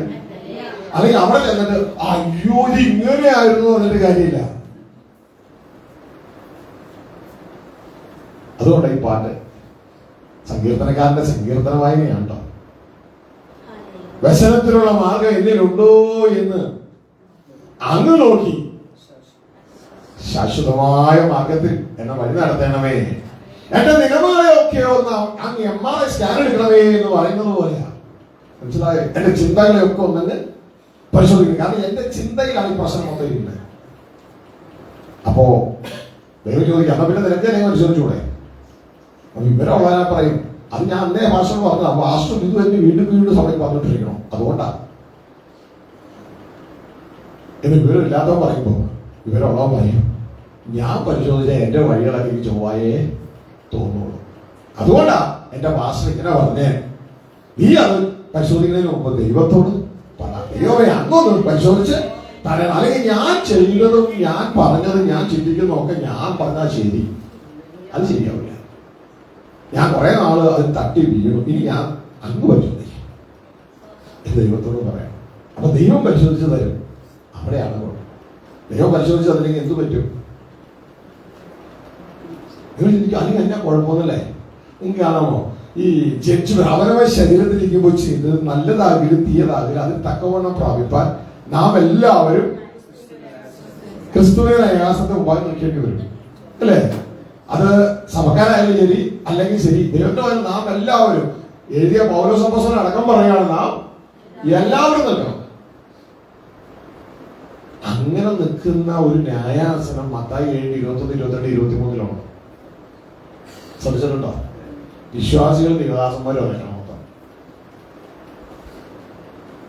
കാര്യങ്ങൾക്ക് കർത്താവിനെ സ്തോത്രം ചെയ്ത് ഒന്നുകൂടെ. ഇതും ഒരു കാര്യം നല്ലതാണ്. എന്തിനാണെന്നറിയാമോ? ദൈവത്തിന് മഹത്വം കിട്ടാനും അപ്പൊ തന്നെ എന്നെ തലോടുന്ന ഉറക്കം പോകാൻ. മനസ്സിലായോ? അപ്പോ നമ്മൾ ശ്രദ്ധിച്ചു കഴിഞ്ഞാൽ മത്തായി 7, 21, 22 അവിടെ നിൽക്കുന്ന മുഴുവൻ വിശ്വാസികളും ദേവദാസന്മാരുമാണ്. പക്ഷെ ഒരു വിഷയം, സന്തോഷം അതിനെ കാണുമ്പോ അല്ലേ, അല്ലെ? ആ കൂട്ടായ്മയെ കാണുമ്പോൾ സന്തോഷമല്ലേ? പക്ഷെ അടുത്ത വിഷയം, അടുത്ത നിമിഷം ഭയങ്കര ദുഃഖമാണ്. അതെന്താ പാസ്റ്റർ അങ്ങനെ പറഞ്ഞേ? ഞങ്ങൾക്ക് ദുഃഖമൊന്നുമില്ല, പാസ്റ്റർമാരെ വിശ്വാസമാണ്, ഞങ്ങൾക്ക് സന്തോഷമാണ്. അല്ല, അതെനിക്ക് സന്തോഷമാണ്. പക്ഷെ അടുത്ത യേശുവിന്റെ വാക്ക് കേട്ടപ്പോൾ എനിക്കൊരു ദുഃഖമായിപ്പോയി. കാരണം അവരുടെ ഉള്ളിൽ വ്യസനത്തിനുണ്ടായിരുന്ന മാർഗമുള്ളത് അവരറിഞ്ഞില്ല. എല്ലാവരും ശുശ്രൂഷ തരത്തിൽ ഓടുമായിരുന്നു. വിശ്വാസികളാണെങ്കിൽ ആരാധിക്കുന്നതിന്റെ തരത്തിലും പ്രാർത്ഥിക്കുന്നതിന്റെ തരത്തിലും ഉപവസിക്കുന്നതിന്റെ തരത്തിലൊക്കെ ഓടായിരുന്നു. അതൊക്കെ സന്തോഷമുള്ള കാര്യമല്ലേ, അല്ലേ? പക്ഷെ യേശുവിന്റെ വാക്ക് കേട്ടപ്പോൾ ഒരു സന്തോഷമൊന്നുമില്ല.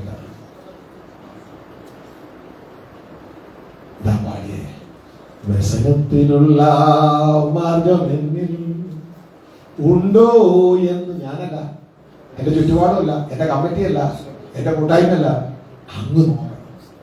മനസ്സിലായി? അങ്ങ് നോക്കണം. കാരണം അത് അവസാനം നോക്കാൻ പോണത് ഞാനല്ല, അങ്ങ. അവസാനം നോക്കാൻ പോകുന്നത് ഇതാ സഭാ സമൂഹമല്ല, അങ്ങ. അതുകൊണ്ട് അങ്ങ് നോക്കിയിട്ട് എന്റെ ശാശ്വത മാർഗത്തിലേക്ക് നയിക്കണം. അവിടെ വെച്ച് യേശു പറഞ്ഞ ആ വാക്ക് കൂട്ടായ്മ കണ്ടപ്പോൾ വലിയ സന്തോഷം തോന്നി. പക്ഷെ യേശു പറഞ്ഞു കേട്ടോ ഒട്ടും സന്തോഷം തോന്നിയില്ല. യേശു എന്നോട് പറഞ്ഞു, ഗെറ്റ് ഔട്ട്.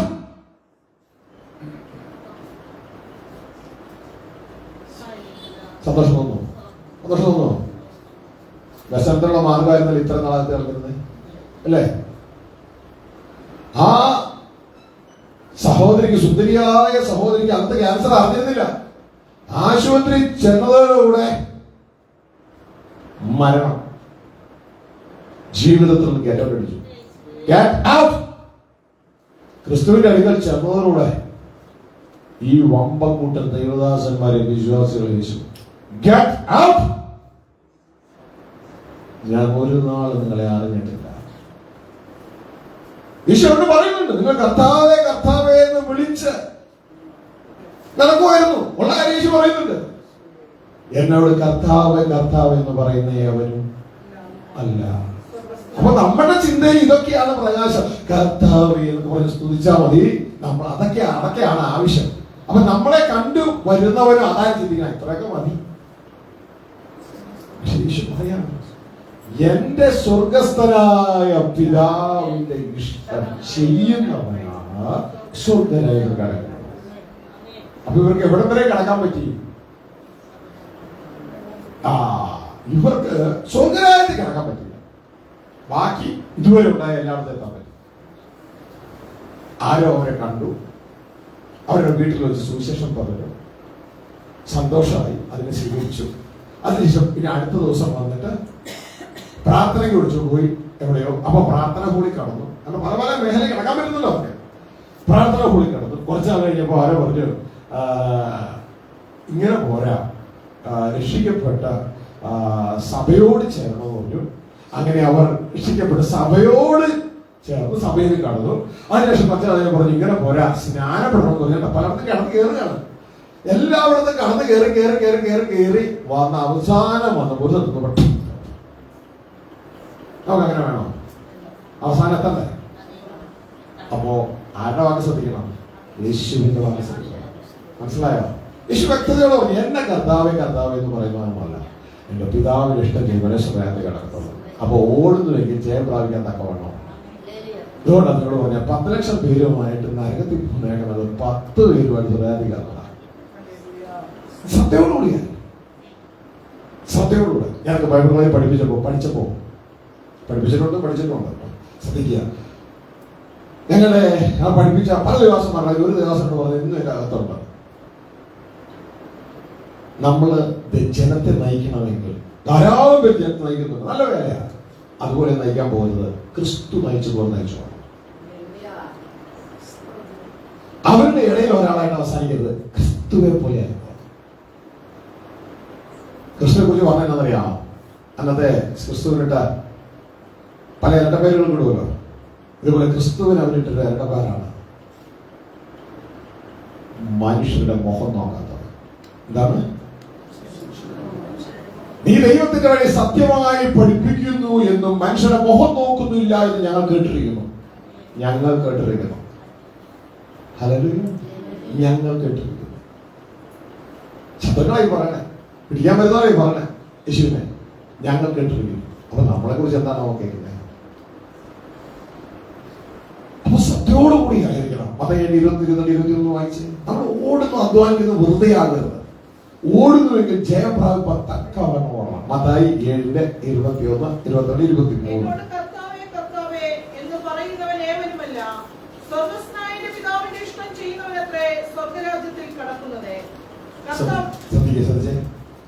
വായിക്കുമ്പോ ഇത് ഓൺലൈനിലൂടെ ഒരാളെ ശ്രമിക്കുന്നതുകൊണ്ട് മൈക്കിലൂടെ വാങ്ങിച്ച ഒരു മൈക്ക് അതിനുവേണ്ടി അറേഞ്ച് ചെയ്ത് നന്നായിരിക്കും. അപ്പൊ എല്ലാവർക്കും ഇത് ഉറപ്പിക്കാം, നമ്മൾ കേൾക്കുന്ന കാര്യങ്ങൾ ഉറപ്പിക്കാം. അല്ലാതെ ഞാനെല്ലാം റെഡി എന്ന് പറയുന്നത് പോകുന്ന പരിപാടിയല്ല. വിശുദ്ധ ബൈബിളിലൂടെ ഓരോ വചനവും പരിശോധിച്ച് മുന്നോട്ടേക്ക് പോകുവാനായിട്ട് ഇടയാകും. ഹല്ലേലൂയ. എന്നോട് കർത്താവേ കർത്താവേ എന്ന് പറയുന്നവൻ ഏവനും അല്ല, എന്റെ സ്വർഗസ്ഥനായ പിതാവിന്റെ ഇഷ്ടം ചെയ്യുന്നവനാണ് സ്വർഗരാജ്യത്തിൽ കടക്കുന്നത്. ഹല്ലേലൂയ. നിങ്ങൾ ആ ഭാഗം ശ്രദ്ധിക്കണം, മനസ്സിലാക്കണം. അവരുടെ കാര്യം ചെയ്തോട്ടെ, നമ്മള് സത്യമായ കാര്യം മനസ്സിലാക്കണം. എന്താണ് ഒന്ന് പറഞ്ഞേ, എല്ലാവരും ഒന്ന് പറഞ്ഞേ.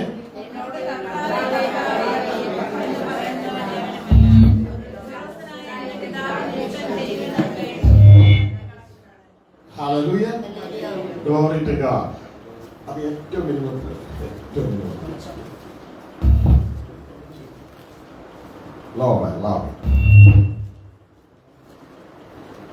എന്നോട് കർത്താവേ കർത്താവേ എന്ന് പറയുന്ന ഏവരും അല്ല. അപ്പൊ നമ്മുടെ വിശ്വാസം എന്തിൽ ഒതുങ്ങരുത്? യേശുവെ സ്തുതിക്കുന്നതിന് മാത്രം ഒതുങ്ങരുത്.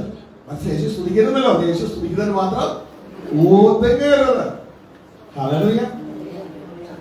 പകരം അപ്ഡേഷൻ ഉണ്ടാകണം. പിതാവിന്റെ ഇഷ്ടം ചെയ്യുന്നതിൽ നാമ ശ്രദ്ധയോടുകൂടെ ആയിരിക്കണം. ആരെ പോലെ? യേശു ക്രിസ്തുവിനെ പോലെ. മനസ്സിലാവുന്നുണ്ടോ? യേശു ക്രിസ്തു പറയുന്നത് എങ്ങനെയാണ്? ഞാൻ എന്റെ ഇഷ്ടം ചെയ്യാനല്ല വന്നത്. നമ്മുടെ വിശ്വാസം ആ ഗ്രീഡാണെന്ന് നോക്കണം. ഞാൻ എന്റെ ഇഷ്ടം ചെയ്യാനല്ല വന്നത്, എന്റെ പിതാവിന് ഇഷ്ടം ചെയ്യാനാ വന്നേക്കണം, അല്ലേ? ഇനി വാസ്തവമായിട്ട് ഞാൻ നിങ്ങളോട് ചോദിച്ചോട്ടെ, നാം എല്ലാവരും പ്രയർന്നു പോകുമ്പോൾ ഇതിനു വേണ്ടി പോകുന്നത് അല്ല. നമ്മുടെ ജീവിതം പിന്നെ നമ്മളങ്ങ് ചെയ്തോണ്ടിരിക്കുക. ഒരു പ്രയർ നമുക്ക് പോവുക, നമ്മൾ പ്രാർത്ഥനയ്ക്ക് പോകും. ശരി, സത്യസന്ധമായിട്ട് പറയണം. കാരണം നമ്മളെ ജഡ്ജ് ചെയ്യാൻ പോകുന്ന ആള് ഒരു മനുഷ്യന്റെ വാക്കായിട്ടല്ല ജഡ്ജ് ചെയ്യാൻ പോണേ. നമ്മുടെ അദ്ദേഹം നോക്കിയിട്ടാ നമ്മളൊരു പ്രയർന്നു പോകുമ്പോൾ യഥാർത്ഥത്തില് നമ്മളുടെ ചിന്ത എന്താ? അന്ന പോട്ടെ. നിങ്ങൾ മാർക്കറ്റിൽ പോകുമ്പോൾ നിങ്ങളുടെ ചിന്ത എന്താ? നിങ്ങൾ ഫിഷ് മാർക്കറ്റിൽ പോവാം, പോകാൻ വഴി സൂപ്പർ മാർക്കറ്റിൽ കാണണം. നിങ്ങളുടെ ചിന്ത എന്താണ്? എന്തെങ്കിലും സാധനം അങ്ങനെയാണോ? ഓ, നിങ്ങൾക്ക് ആവശ്യമുള്ള സാധനം വേണം, നിങ്ങൾ ആഗ്രഹിക്കുന്ന വാങ്ങണമെന്നാണ്. നിങ്ങൾക്ക് ആഗ്രഹിക്കുന്ന സാധനങ്ങളുടെ ലിസ്റ്റ് കൊണ്ടുപോകും, അല്ലെ? 1, 2, 3, 4 അല്ലേ? ചിലപ്പോൾ വീട്ടിലൊരു വലിയോടെ മറന്നുപോയി, പിന്നെ അവിടെ പരിപാടിയായിരിക്കും, അല്ലേ? മറന്നുപോയി, ഇല്ലേ? ഇതല്ലേ? അപ്പൊ നമ്മുടെ ആഗ്രഹങ്ങളുടെ ലിസ്റ്റ് എഴുതി അത് വാങ്ങിക്കാനാണ് നാം സൂപ്പർ മാർക്കറ്റിൽ പോണത്. ഇല്ല, ചർച്ചിൽ പോകണം. അത് എന്താഗ്രഹത്തിന് വേണ്ടി പ്രാർത്ഥിക്കാനാ പോണേ? അതുപോലെ വേണം കേൾപ്പിക്കാൻ പറയുന്നത്. ഞാൻ എന്നെ കുറിച്ച് പറയാം. ഞാൻ നേരത്തെ പോയിക്കൊണ്ടിരുന്നത് മുഴുവൻ എന്റെ ആഗ്രഹങ്ങൾ സാധിച്ചെടുക്കാൻ വേണ്ടി ദൈവത്തോട് പ്രാർത്ഥിക്കാനാ പോണേ. ഇതാണ് സത്യസന്ധമായ ഉത്തരം. അങ്ങനെയല്ലേ? അങ്ങനെയല്ലേ? അല്ലേ? അല്ലാതെ ദൈവിഷ്ടം നടത്തിയെടുക്കാൻ വരാണോ പോണേ? അല്ലല്ലോ. പക്ഷെ യേശു പറയാണ്, ഞാൻ വന്നത് എന്റെ ഇഷ്ടം ചെയ്യാനല്ല, എന്റെ പിതാവിന്റെ ഇഷ്ടം ചെയ്യാനാണ്. കണ്ടോ? അപ്പൊ നമ്മൾക്ക് ഭയങ്കര വ്യത്യാസമല്ലേ യേശു? അതിലേക്ക് നമുക്ക് മാറണ്ടേ? അതിലേക്ക് മാറണ്ടേ? അതിലേക്ക് മാറുവാനുള്ള ആദ്യ ശത്രു ആരാന്നറിയോ? പിശാചല്ല. പുള്ളി അവിടെ ഇരുന്നോട്ടെ. നമ്മൾ തന്നെ നമ്മൾ സമ്മതിക്കുന്നില്ല അതിലേക്ക് മാറാനായിട്ട്. മനസ്സിലായോ? നമ്മൾ സമ്മതിക്കുന്നില്ല. അപ്പൊ നമ്മൾ തന്നെയാണ് അവിടുത്തെ വലിയ ശത്രുവായിട്ട് നിൽക്കുന്നത്. അത് കഴിഞ്ഞിട്ടേ പിശാച് വരുന്നു. ഹല്ലേലൂയ. നമ്മള് അവിടെ ഇതിനെ ജയിച്ചാൽ നമ്മൾ പിശാചിനെ ജയിക്കാൻ ശക്തി പ്രാപിച്ചു. അപ്പൊ നമ്മളെപ്പോഴും ശ്രദ്ധിച്ചോളം, യേശുവെ പോലെ ആകണമെങ്കിൽ നമ്മൾ യേശുവിന്റെ ചിന്താതലം വരണം. അതുകൊണ്ടാണ് നേരത്തെ പാട്ടുകാരൻ പാടിയത്, ക്രിസ്തു മനസ്സിനെ തരണമേ എൻ പിതാവേ. മനസ്സിലായ വ്യസനത്തിനുള്ള മാർഗം അതാണ്. എന്റെ ഇഷ്ടങ്ങളും എന്റെ ആഗ്രഹങ്ങളും എന്റെ ഈ ജീവിതം, നമ്മുടേതെല്ലാം എന്റേതാണ്. പക്ഷെ ക്രിസ്തുവിൻ്റെതെല്ലാം പിതാവിൻ്റെതാണ്. ഇത് നമ്മളും ക്രിസ്തുവിന്റെ വ്യത്യാസം. നമ്മൾ ഈ ഭൂമിയിൽ അധ്വാനിക്കുന്നത് മുഴുവൻ എന്തിനു വേണ്ടിയാണ്? പിശാച് പിടിച്ചു വെച്ചതൊക്കെ നമ്മുടേതാകണം, അല്ലേ? അല്ലേ? സർവ്വലോകം പിശാചിന് കിടക്കുക. പക്ഷെ ക്രിസ്തു അധ്വാനിച്ചത് മുഴുവൻ എന്തിനു വേണ്ടിയെന്ന് അറിയാമോ? ഇത് മുഴുവൻ ദൈവത്തിൻ്റെതാക്കണം. അതുകൊണ്ട് എപ്പോഴും ശ്രദ്ധിക്കണം, ഒന്നും നമ്മുടേതാക്കരുത്, ദൈവത്തിൻ്റെതാക്കിക്കോ. അതാണ് സത്യം. നമ്മുടേതാണെങ്കിൽ നമ്മൾ സ്വന്തം മഹത്വം അന്വേഷിക്കും, ദൈവത്തിൻ്റെതാണെങ്കിൽ നമ്മൾ ദൈവത്തിന്റെ മഹത്വം അന്വേഷിക്കും. എന്റെ ആട്, എന്റെ കാറ്, എന്റെ വീട്, എന്റെ സഭ, ഇതൊന്നുമില്ല. ദൈവം എന്നെ ഏൽപ്പിച്ച എന്റെ ജീവിത പങ്കാളി, എന്റെ മക്കള്, ദൈവം എന്നെ ഏൽപ്പിച്ച എന്റെ വീട്, ദൈവം എന്നെ ഏൽപ്പിച്ച സഭ, ദൈവം ഏൽപ്പിച്ച ആളുകൾ. നമ്മുടെ വാക്കുകൾ ഓട്ടോമാറ്റിക് തിരിയും. എപ്പോ നമ്മുടെ ഹൃദയം നിറഞ്ഞു കവിയുന്നതാണ് അന്നേരം സംസാരിക്കുന്നത്. ഒരുപക്ഷെ ഭൂമിയിലെ രജിസ്റ്ററിൽ നമ്മുടെ പേരിലായിരിക്കും, പക്ഷെ നമ്മുടെ ഹൃദയത്തിൽ ഇതൊന്നും നമ്മുടെ പേരിലല്ല, എല്ലാം ദൈവത്തിന്റെ പേരില്ല. ഞാൻ എന്റെ കാര്യസ്ഥം മാത്രം. മനസ്സിലായോ? അപ്പൊ നമ്മളാരായി? ദരിദ്രൻ, ഒന്നുമില്ല, ആകപ്പാടെ ഉള്ളത് ദൈവം മാത്രമേ. മനസ്സിലായോ? ഇതൊന്നും എവിടെ നടക്കണേ? ഇതൊക്കെ നമ്മുടെ ചിന്തയിൽ നടക്കണേ. ചിന്തയിൽ.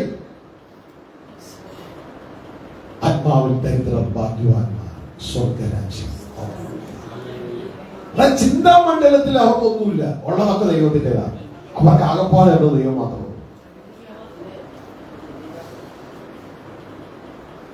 ഇല്ല ഇല്ല സ്വന്തമായൊന്നും, എല്ലാം ദൈവത്തിൻ ദാനമാണ്, എല്ലാം താതന്റെ സ്വന്തമാണ്. എനിക്കൊന്നുമില്ല, എല്ലാം പറ്റില്ല.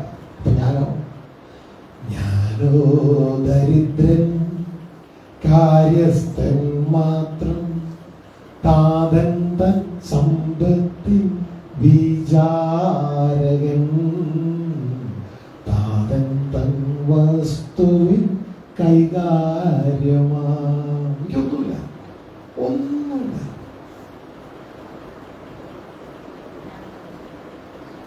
എല്ലാം ദൈവത്തിൻ്റെതായി മാറി.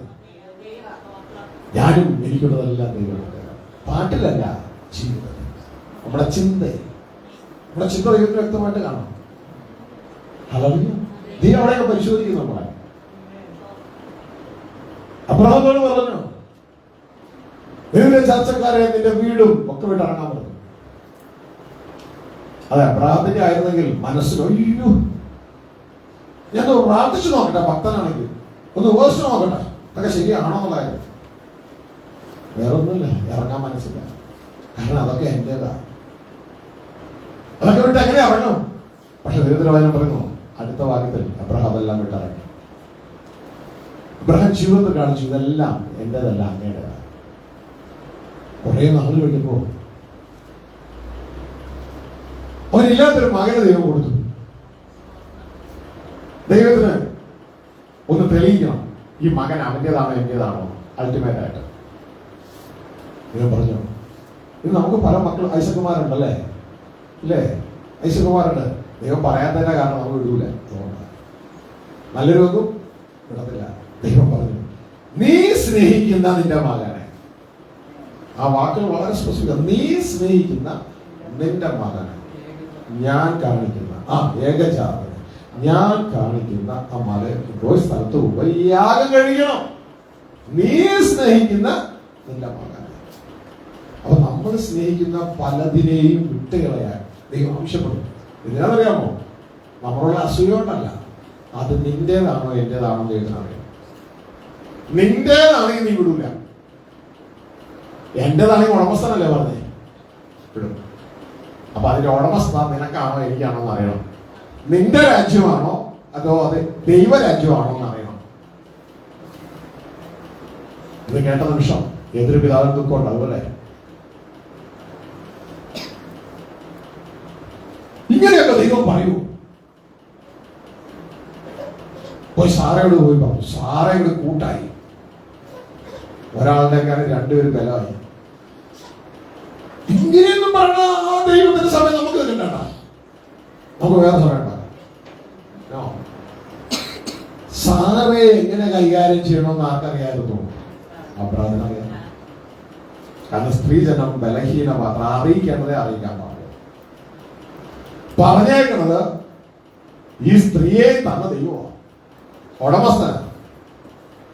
സാറയോട് മിണ്ടിയില്ല, മിണ്ടിയ സംഭവം നടക്കൂല. കുട്ടിയെ കൂടി ആഗ്രഹിക്കാൻ പോവാം. അവസാന നിമിഷം ഇവരെ ദൈവം ഇങ്ങനെ വാച്ച് ചെയ്തിട്ടിരിക്കും, എന്നാ ചെയ്യലേന്നാണ്.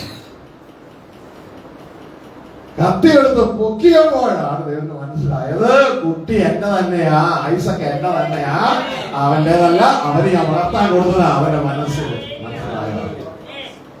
അബ്രഹാം അവിടെ തെളിയിച്ചു, എനിക്ക് സ്വന്തമായിട്ടൊന്നുമില്ല, എല്ലാം അങ്ങേയതാണ്. പക്ഷെ മനുഷ്യൻ നോക്കുമ്പോഴും അവർ എഴുതി വെച്ചിരിക്കുന്നു അബ്രഹാം വെള്ളിയിലും പൊന്നിലും ഒക്കെ ബഹുസമ്പന്നായിരുന്നു, കന്നുകാലികളൊക്കെ ധാരാളം ധാരാളം ധാരാളം. പക്ഷെ ദൈവം നോക്കുമ്പോൾ അവനൊന്നുമില്ല, ഉള്ളതൊക്കെ എന്റേതാണ്, ദൈവത്തിൻ്റെ.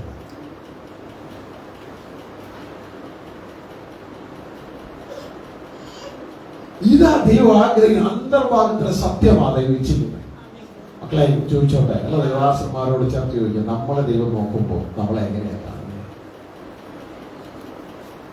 ഞാൻ പാട്ടുകാരൻ പാടി, അന്ന് കാണുന്നത് പോലെ എന്നെ ഞാനൊന്ന് കാണുക, കൃപ തരണമേ. ഭയങ്കര സ്റ്റാൻഡേർഡ് വ്യത്യാസം. മറ്റേ സ്വർഗത്തിന്റെ സ്റ്റാൻഡേർഡാ, മറ്റേ നമ്മൾ മുഖേ കാണുന്നത് മനുഷ്യന്റെ സ്റ്റാൻഡേർഡാ. മനുഷ്യന്റെ നീതി പ്രവൃത്തികളൊക്കെ ദൈവത്തിന് വചനം പറഞ്ഞു കറപുരണ്ട തുണി പോലെ, കറപുരണ്ട തുണി. അപ്പോ നമ്മൾ ഈ 3 ദിവസം സെക്ഷൻ മുഴുവൻ ദൈവം കാണുന്നത് പോലെ നമ്മളെ കണ്ടിട്ടാ പോണേ. അതുകൊണ്ട് ആ കൂട്ടായ്മ പറഞ്ഞത് പോലെ പറയില്ല, ഈ കൂട്ടായ്മ പറഞ്ഞ പോലെ പറയത്തില്ല. എല്ലാ കൂട്ടായ്മയും ബഹുമാനിക്കുകയും സ്നേഹിക്കുകയും അവരെ അനുഗ്രഹിക്കുകയും ചെയ്യും. പകരം ദൈവം പറയുന്ന പോലെ മാത്രമേ പറയൂ. കാരണം അവസാനം ആ ചേച്ചിക്ക് ക്യാൻസർ ആയിരുന്നു അകത്ത്, പക്ഷെ ഒന്നും ആരും അറിഞ്ഞില്ല. പെട്ടെന്ന് ആശുപത്രി കൊണ്ടുപോയി മരിച്ചു. ദർശനത്തിനുള്ള മാർഗം അകത്തുണ്ടായിരുന്നു. ഈ വിശ്വാസികളുടെ ദേവദാസന്മാരൊക്കെ കർത്താവിനെ ഉയർത്തി, കർത്താവിന്റെ സുവിശേഷം അറിയിച്ചു, രോഗികളെ സൗഖ്യമാക്കി, ഭൂതങ്ങളെ പുറത്താക്കി പ്രവചിച്ചു. അവസാനം പല സ്ഥലങ്ങളിലും കയറി, വീടുകളിൽ കയറി, ചർച്ചുകളിൽ കയറി, സ്നാനക്കുളത്തിൽ കയറി, സഭയിൽ അംഗത്വം കൊടുത്തു, എല്ലാം കഴിഞ്ഞു. അവസാനം ദൈവരായത്തിൽ മാത്രം പ്രവേശിക്കാൻ പറ്റില്ല. അപ്പൊ എന്നെ കർത്താവെ കർത്താവ് എന്ന് പറയുന്നതല്ല, എന്റെ പിതാവിന് ഇഷ്ടം ചെയ്യാനാ ചെയ്യുന്നവരാ സ്വതരായതിൽ കടക്കുന്നത്. സ്വതരായത്തിലെ മാത്രം എത്താൻ പറ്റും, പിതാവിന്റെ അടുത്ത് മാത്രം എത്താൻ പറ്റില്ല. ചെയ്തതൊക്കെ വൃത്തിയായി ഹല്ലേലൂയ. ഓടുന്നു ജയപ്രാപിപ്പാൻ തക്കവണ്ണമാണ്. അപ്പൊ നിങ്ങൾക്ക് ഈ ദിവസങ്ങളിൽ ഈ കാര്യങ്ങൾ മനസ്സിലാക്കാൻ താല്പര്യമുണ്ടോ? അധികം താമസിയാതെ നമ്മളുടെ ഭൂമി നമ്മളെത്തുമ്പോൾ ഭൂമി പറയുന്നതിനാ വേണ്ട എന്ന് പറയും. ഇവിടെ പലരും ഞാൻ നോക്കിയിട്ട് ഒരു 60 വയസ്സ് 55, 60 കഴിഞ്ഞവരൊക്കെ ഉണ്ട്. ഞാൻ ചിന്തിക്കുന്നത് നിങ്ങളൊക്കെ പലയിടത്തും ജോലി ചെയ്തവരാ അല്ലേ? നിങ്ങൾ അവർ തുപ്പിയില്ലേ അല്ലെ? 55 വയസ്സ് 57, 58, 60 അവർ തുപ്പിയില്ല, പിന്നെ വേണ്ടാന്ന് പറഞ്ഞില്ലേ? ഇതുപോലെ ഇത് നിങ്ങൾ കുറച്ചാൾ വീട്ടിലുണ്ടാവും. ഒരു 65, 70 വയസ്സാകുമ്പോൾ നിങ്ങളുടെ വീട്ടിലുള്ള ഒരു പയ്യൻ തുപ്പാൻ തുടങ്ങും. ഈ ചാച്ചനെ ഇതിന് പറ്റും. പുതിയ തലമുറ കയറി അവരിപ്പോ ചാച്ചനെ കാണുന്നത് പോലും അല്ലെ മാമയെ കാണുമോ? അമ്മച്ചിക്ക് ഈ അപ്പൻ പോവാ, അവരൊക്കെ പോകും തട്ടിത്തലോട്. മനസ്സിലാവുന്നതാണ്. വീട്ടുകാരൊക്കെ പോകും. അപ്പോഴാണ് കരച്ചില്, എന്നാർക്കും വേണ്ടേ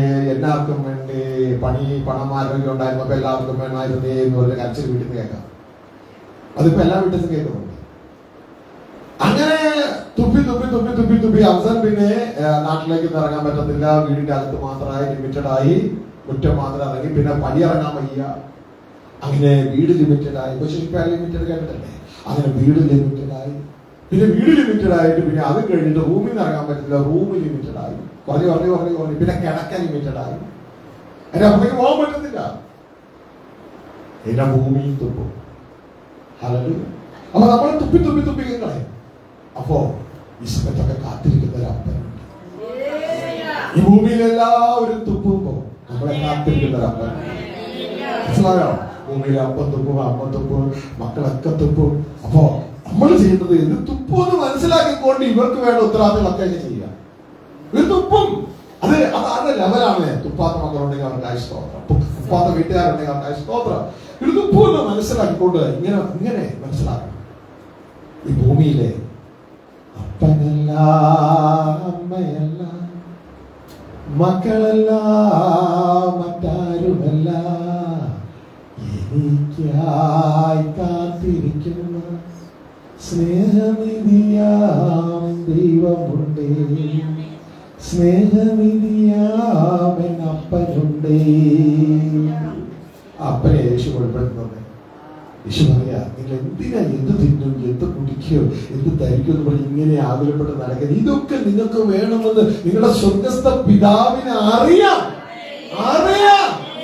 ആ അപ്പനെ പരിചയപ്പെടുത്തരുകയായിരുന്നു നമുക്ക്. ഹല്ലേലൂയ. ആ പരിചയപ്പെടുത്തലിൽ കുഞ്ഞെ നീ അപ്പനെ പരിചയപ്പെട്ടോ?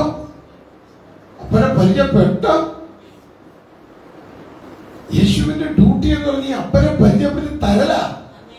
ഈ അപ്പനെ പരിചയപ്പെടുത്തി തന്ന് നമ്മളെ അപ്പന്റെ അടുക്ക കൊണ്ട് എത്തിക്കണം. എന്നിട്ട് യേശു പറയാണ്, അന്നാളിൽ നിങ്ങൾ എന്നോടൊന്നും പ്രാർത്ഥിക്കുന്നില്ല. അന്നാളിൽ നിങ്ങൾ എന്നോടൊന്നും പ്രാർത്ഥിക്കത്തില്ല. പിന്നെ നിങ്ങളെല്ലാം നേരിട്ട് പിതാവിനോടായിരിക്കും പ്രാർത്ഥിക്കുന്നത് എന്റെ നാമത്തിൽ. മനസ്സിലാകുന്നുണ്ടോ? ഹല്ലേലൂയ. ആ പരിചയപ്പെടുന്നൊരു ശക്തി വർദ്ധിക്കുന്നവർ കുഞ്ഞെ നീ നിന്റെ അപ്പനെ തിരിച്ചറിയും. യേശു നിനക്ക് വിടർത്തി തരുന്ന അപ്പനെ തിരിച്ചറിയും. ആ അപ്പനെ തിരിച്ചറിഞ്ഞ ഈ ഓടിച്ചെന്ന് ധൂർത്തവും പറഞ്ഞ അപ്പനെ കെട്ടിപ്പിടിച്ചതുപോലെ നീ പോയി കെട്ടിപ്പിടിക്കും. ഹല്ലേലൂയ. ഈ ഒരു തിരിച്ചറിവ് കുഞ്ഞെ നിനക്കുണ്ടാകണം. ഹല്ലേലൂയ. യേശുവിന്റെ ഡ്യൂട്ടിയുടെ ജയമാണത്. തന്റെ ശുശ്രൂഷയുടെ ജയമാണത്. ഇത് തിരിച്ചറിയാം. നമ്മൾ അതിനെക്കുറിച്ചുള്ള ആഴത്തിൽ മനസ്സിലാക്കുന്നു. ഇതൊരു ഇൻട്രോഡക്ടറി സെക്ഷൻ. അപ്പൊ പ്രിയ സഹോദരങ്ങളെ, ഇവിടെ ഞാൻ നിങ്ങൾ മനസ്സിലാക്കേണ്ട ഫലം എന്ന് പറയുന്നത്, നമ്മൾ ഇന്ന് കേടായി പോയ മനുഷ്യയന്ത്രങ്ങളാണ്. ഇത് വർക്ക് ചെയ്യുന്നില്ല. എനിക്ക് പെട്ടെന്ന് മനസ്സിലാക്കാൻ ഒരു കാര്യം പറയാം. ഒരു കൊച്ചു പെൺകുട്ടി, അതിന്റെ അപ്പൻ എല്ലാ ദിവസവും വൈകിട്ട് ഒരു 5:30-6 മണിക്ക് ഇടയിൽ അപ്പം വരും ജോലി കഴിഞ്ഞിട്ട്. അപ്പൊ ആ കൊച്ച് എന്റെ ഉള്ളിൽ ഓട്ടോ ടൂൺ പോലെ കൊച്ച് ആ സമയത്ത് എല്ലാം കഴിഞ്ഞിട്ട് വാദിക്കാൻ നിങ്ങൾ നോക്കി പപ്പയെ കാണാൻ, ദൂരേന്ന് പപ്പ വരുന്നത് കാണാൻ ഇങ്ങനെ നോക്കി നിൽക്കും. കൊച്ചു വലിയ സന്തോഷം. പപ്പ വരുമ്പോ പപ്പ കുഞ്ഞിനെ എടുത്ത് കുഞ്ഞിനെ ഉമ്മ വെച്ച് കുഞ്ഞിനെ ചോക്ലേറ്റ് എന്തെങ്കിലുമൊക്കെ ഉണ്ടെങ്കിൽ അതൊക്കെ കൊടുത്ത് കുഞ്ഞിനെ കളിപ്പിച്ചു. ഭയങ്കര സന്തോഷം. അപ്പൊ കുഞ്ഞ് അപ്പം വരുന്നത് കാണാൻ ഞാൻ കാത്തിരിക്കുക. ഒരു ദിവസം വൈകിട്ട് നോക്കിയിട്ട് കുഞ്ഞ് നോക്കുമ്പോ അപ്പയെ കാണാനില്ല. 5:30 കഴിഞ്ഞു, 5:45 കഴിഞ്ഞു. കുഞ്ഞിന് ആ ഓരോ മിനിറ്റും ഓരോ ദിവസം പോലെ തോന്നണേ.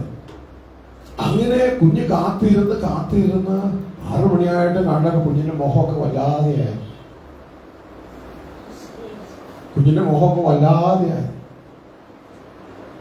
അപ്പൊ അമ്മ അടുത്ത് നിൽക്കുക. അപ്പോ കുഞ്ഞിന്റെ മുഖം വല്ലാതെ, കുഞ്ഞ് കരയുന്ന ഭാഗമായി, എനിക്ക് അപ്പയെ കാണണം.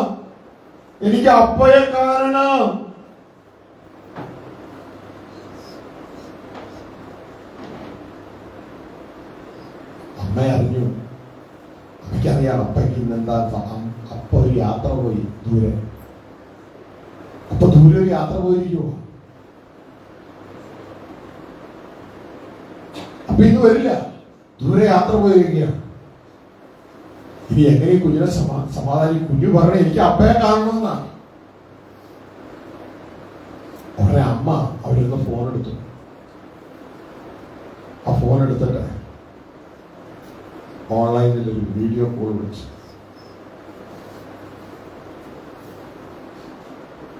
വീഡിയോ കോൾ വിളിച്ചപ്പോ ദൂരെ മൈലുകൾക്ക് അകലെ അകലെ അകലെ ആയിരിക്കുന്ന അപ്പയുടെ മുഖം ആ വീഡിയോ കോളിൽ തെളിഞ്ഞു. ആ ഫോണിലൂടെ അപ്പയെ കണ്ടപ്പോ കുഞ്ഞിന്റെ മോഹം, അപ്പ അപ്പ എന്റെ അപ്പ. കൊച്ചപ്പയോട് സംസാരിക്കുക. അപ്പ പറഞ്ഞു, മോളെ മോളെ. അപ്പന്റെ മുഖം സന്തോഷം, മോളുടെ മുഖം സന്തോഷം. അപ്പ മോളോട് കമ്മ്യൂണിക്കേറ്റ് ചെയ്യാൻ തുടങ്ങി, സംസാരിക്കാൻ തുടങ്ങി.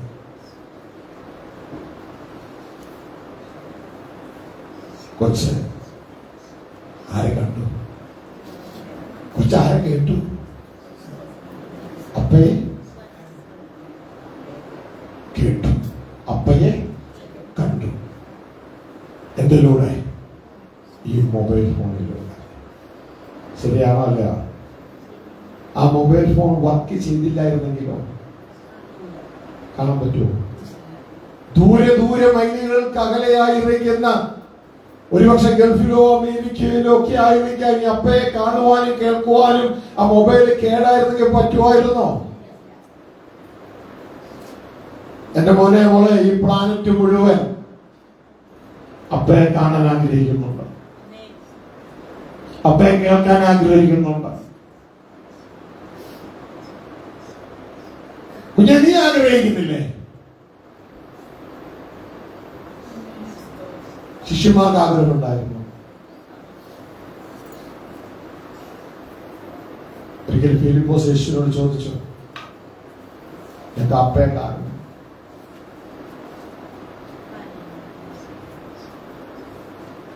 ഞങ്ങൾക്ക് അപ്പയെ കാണും, അപ്പയെ കാണിച്ചു തന്നാൽ മതി. യേശു മൊബൈലല്ല എടുത്തേ, യേശു മൊബൈലല്ല എടുത്തേ. നോക്ക നോക്ക, നീ നോക്ക.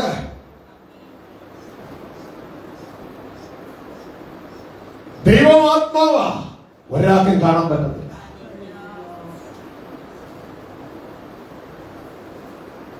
യേശു ക്രിസ്തു ജഡത്തിൽ വന്നിരിക്കുക. എന്നെ നോക്കിയാൽ നിനക്ക് എന്നിലൂടെ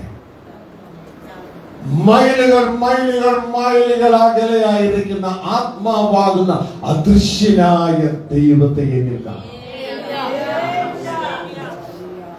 അദൃശ്യനായ ദൈവത്തെ നിനക്ക് എന്നിൽ കേൾക്കാം. ഇതാണ് വർക്ക് ചെയ്യണ യൂണിറ്റ്. ഇതാണ് കേടായിപ്പോയത്. മക്കളെ, നമ്മൾ കേടായിപ്പോയ യൂണിറ്റ്. യേശു ക്രിസ്തു വർക്ക് ചെയ്യണം. മനസ്സിലായോ? ഇതാ ഒരു മനുഷ്യന്റെ, ഒരു ദൈവപുത്രനെ കുറിച്ച് ദൈവം ആഗ്രഹിക്കുന്നേ. നമ്മളെ കാണുന്നവൻ ക്രിസ്തുവെ കാണണം. ക്രിസ്തുവെ കാണുന്നവൻ സ്വർഗത്തിലെ അദൃശ്യനെ ആത്മാവാകുന്ന പിതാവിനെ കാണണം. അത് വരുമ്പോഴാ നാം റിപ്പയർ ചെയ്യപ്പെട്ട് റെഡിയാകും. ആ ക്രിസ്തുവിനെ പോലെ ആകാൻ നിങ്ങളെ മുൻനിയമിച്ചിരിക്കുന്നു.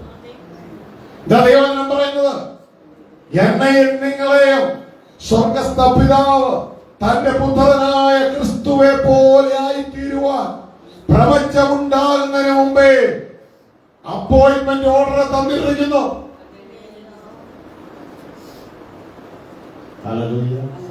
റോമ 8:29. ശബ്ദമെടുത്ത് വായിക്കാം. നിങ്ങളുടെ അപ്പോയിന്റ്മെന്റ് ഓർഡർ എന്താണെന്ന് മനസ്സിലാക്കുക. അവൻ മുൻ അറിഞ്ഞവരെ തന്റെ പുത്രൻ അനേകം സഹോദരന്മാരിൽ ആദ്യജാതനാകേണ്ടതിന് അവന്റെ സ്വരൂപത്തോട് അനുരൂപമാകുവാൻ മുൻ നിയമിച്ചിരിക്കുന്നു. കേട്ടോ, ഈ മുൻ നിയമനം നമ്മൾ വ്യക്തമായി ദൈവസന്നിധിയിൽ അറിയണം. തന്റെ പുത്രനായ ക്രിസ്തു അനേകം സഹോദരന്മാരിൽ ആദ്യജാതനാകേണ്ടതിന് ആയിട്ടില്ല ആകേണ്ടതിന് ഇപ്പോ ക്രിസ്തു ഏകജാതനാണ്. ഏകജാതൻ ആദ്യജാതൻ ആകേണ്ടതിന്. ഞാൻ എന്റെ കയ്യിൽ വന്നിട്ടുണ്ടെങ്കിൽ ഇങ്ങനെ അടിച്ചോ. നിങ്ങളുടെ ബൈബിൾ അങ്ങനെ അല്ലെന്നുണ്ടെങ്കിൽ വിശ്വസിക്കുകയും ചെയ്തു. ആകേണ്ടതിന്, ആദ്യജാതൻ ആകേണ്ടതിന്. ആ ക്രിസ്തുവെ പോലെയാകാൻ എന്നെയും നിങ്ങളെയും മുൻ നിയമിച്ചു. അപ്പോയിന്റ്മെന്റ് ഓർഡർ തന്നു കഴിഞ്ഞു. മനസ്സിലാവുന്നുണ്ടോ? ഇത് മോനെ മോളെ നിനക്ക് അറിയോ? വ്യസനത്തിനുള്ള മാർഗമെന്നിൽ ഉണ്ടോ എന്ന് അങ്ങ് നോക്കി, അങ്ങ് കാണുന്ന പോൽ കാണുവാനാ കൃപ നൽകിയിടണേ തമ്പുരാനേ. യേശു പുറത്താക്കി വിട്ടത്. എന്നെ കർത്താവേ കർത്താവ് എന്ന് പറയുന്നവനല്ല, എന്റെ പിതാവിന്റെ ഇഷ്ടം നീ എന്നെ പോലെയാകാനാ. നീ എന്നെ പോലെയാകാനാ നിന്നെ മുന്നേ നിയമിച്ചേക്കണേ.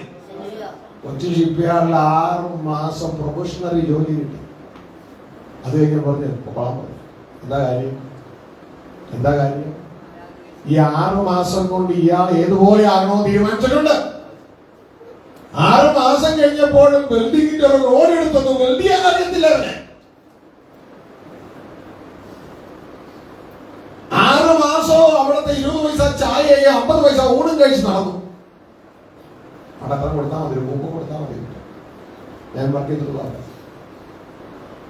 6 മാസം കഴിഞ്ഞിട്ട് വെൽഡിങ് പഠിച്ചിട്ടില്ല. 6 മാസത്തിനുള്ളിൽ പഠിച്ചാൽ മതി. അത് കഴിഞ്ഞാൽ നീ വെൽഡ് ചെയ്യണം പറഞ്ഞിട്ടോ. കൂട്ടത്തിൽ ഓടിയിട്ട് കാര്യമില്ല മക്കളായ കർത്താവിലൂടെ ഓടുക. യേശു കർത്താവിനെ പോലെയാകാൻ പിതാവ് നിയമിച്ചെങ്കിൽ അതുപോലെ ആയിത്തീരണം. അപ്പൊ വ്യക്തതയോടെ, അല്ലാതെ ഞാൻ ഇന്ന് കണ്ടിരിക്കുന്നത് പറയാം. ശ്രദ്ധിക്കുക, ഞാൻ നിന്റെ കുറവും പറയില്ല, നീ എന്റെ കുറവും പറയരുത്. അങ്ങനെ എന്റെ കുറവിൽ ഞാൻ ഇങ്ങനെ കൂമ്പാരമായി കൂടും, നിന്റെ കുറവിലും നീ കൂമ്പാരമായി കൂടും. ഞാൻ മൈക്കെടുത്താൽ ഞാൻ നിന്നെ പുകഴ്ത്തും, നീ മൈക്കെടുത്താൽ നീ എന്നെ പുകഴ്ത്തിക്കൊള്ളണം. മക്കളെ, നാം എങ്ങോട്ടാ? ദൈവത്തിന്റെ ആത്മാവാണോ സംസാരിക്കുന്നത്? പാപത്തെ കുറിച്ചോ നീതിയെ കുറിച്ചോ ന്യായവിധിയെ കുറിച്ചോ ജനത്തിന് ബോധ്യം കൊടുക്കും. ഹല്ലേലൂയ. കുറവ് പറഞ്ഞാൽ അടുത്ത വായിക്കാൻ നടത്തില്ല. ഞാൻ പറഞ്ഞ അവരോട് ആർക്ക് വേണം നിങ്ങളുടെ പങ്ക്? സത്യസന്ധമായി ജീവിക്കാൻ താല്പര്യമുള്ള വേളിലോ എണ്ണാവുന്ന ഒരു കൂട്ടരുണ്ടാകും. അവരടുക്കൽ ഈ വചനത്തിന്റെ വള്ളിക്ക് പുള്ളിക്ക് മാറ്റം വരാതെ അറിയിക്കും. താല്പര്യമുള്ളവർ എന്റെ പറയുകയല്ല, ക്രിസ്തുവിന്റെ പറയുക പോട്ടെ. അവർക്ക് വേണ്ടി കാത്തിരിക്കുന്ന ഒരപ്പനുണ്ട്, ഒരപ്പൻ. ഹല്ലേലൂയ. മനുഷ്യരെ സ്നേഹിക്കുക, അവരെ അനുഗ്രഹിക്കുക, അവരുടെ പിന്നാലെ പോകുന്നത് ക്രിസ്തുവിന്റെ പിന്നാലെ പോകുന്നത്. സാക്ഷികളുടെ സഭക്കാരുടെ ഇത്ര വലിയ സമൂഹം നമ്മുടെ ചുറ്റും നിൽക്കുമ്പോ അവരെ സ്നേഹിക്കുക, അനുഗ്രഹിക്കുക. പക്ഷെ വിശ്വാസ നായകൻ പൂർത്തിവരുന്നതുമായി യേശുവിന്റെ അല്ലെങ്കിൽ നമ്മുടെ മക്കളെ സമത്തേരി വിലയൊക്കെ അങ്ങനെ ചുറ്റിപ്പറ്റിയൊക്കെ നിൽക്കാം. അത് കഴിഞ്ഞാൽ പരിപാടി അവസ്ഥ. അത് കഴിഞ്ഞാൽ ക്രിസ്തുവിനെ നയാസന്റെ മുമ്പാകെ പോകേണ്ടി വരും. ശ്രദ്ധയോടെ നമ്മളെ മുൻ നിയമിച്ചത് ദൈവത്തിന്റെ പുത്രനായ യേശുവെ പോലെ ആകാൻ. ഇനി അവിടെ അടുത്തൊരു അത്ഭുത വചനം കൂടി അവരെ കൂടെ കിടക്കുന്നുണ്ട്. ഒന്നുകൂടി വായിച്ചു. ഇപ്പൊ ആ സഹോദരി ആദ്യം വായിക്കാൻ തുടങ്ങിയത്, ആ സഹോദരി നമുക്ക് വായിച്ചു. അല്ല അതിന് കഴിഞ്ഞിട്ടല്ല, നമുക്ക് അങ്ങോട്ടേക്ക് പോകണം. ഒരു വാക്യം നിർത്തി അത് കഴിഞ്ഞിട്ടില്ല.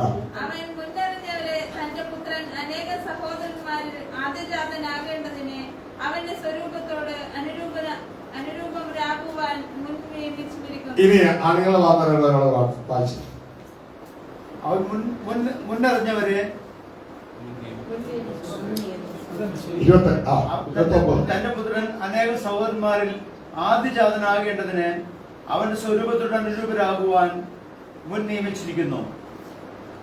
മനസ്സിലാവുന്നത് ഈ മുൻ നിയമനത്തിൽ നമ്മൾ എത്തിയാൽ യേശു ക്രിസ്തു നമ്മുടെ ആരായി തീരും. ആ വാക്യം പറയാം, അതൊന്ന് പറ. ധൈര്യമുള്ള ആളാണെങ്കിൽ പറഞ്ഞു. വചനം റിപ്പീറ്റ് ചെയ്യുന്നതിന് ആരെയും പേടിക്കണ്ട. ആ വചനപ്രകാരം കുഞ്ഞെ നീ ആയി തീർന്നാൽ യേശു ക്രിസ്തു നിന്റെ ആരായി തീരും. പറഞ്ഞു. അപ്പൻ ആരായി തീരും എന്നല്ല ചോദിച്ചത്, നിനക്ക് ആരായി തീരും എന്ന് ചോദിച്ചത്. പറഞ്ഞു ജ്യേഷ്ഠൻ. ഞാൻ പറഞ്ഞില്ല, നിങ്ങളാ പറഞ്ഞത് കേട്ടോ, അല്ലേ? കാരണം നിങ്ങൾക്കത് മനസ്സിലാകുന്നല്ലേ പറഞ്ഞേ. എന്താ ഇതുവരെ പറയാത്ത? അവിടെ എഴുതിയിരിക്കുകയാണ്, സ്വർഗസ്ഥ പിതാവ് തന്റെ പുത്രനായ ക്രിസ്തു അനേക സഹോദരന്മാരിൽ. അപ്പൊ ക്രിസ്തുവിന് ആരുണ്ടാകും ദൈവത്തിന്റെ പദ്ധതി പ്രകാരം? ഞാൻ പറഞ്ഞതാണോ ബൈബിൾ പറഞ്ഞാണോ? എന്താ വിശ്വസിക്കാൻ പാടില്ല? ആരെ വിശ്വസിക്കാൻ തടസ്സമാണ് നിൽക്കുന്നത്? അനേക സഹോദരന്മാരിൽ ആദ്യജാതൻ, അതിനകത്ത് മൂത്തവനാകേണ്ടതിന്. ഇതിന്റെ പദ്ധതിയാ, ആയി തീരണം, ആകേണ്ടതിന്. ആരാ ഇത് തടസ്സം? ആരാ ഇതിന് തടസ്സം? ദൈവത്തിന്റെ ഈ ഇഷ്ടത്തിന് തടസ്സം ആരാണ്?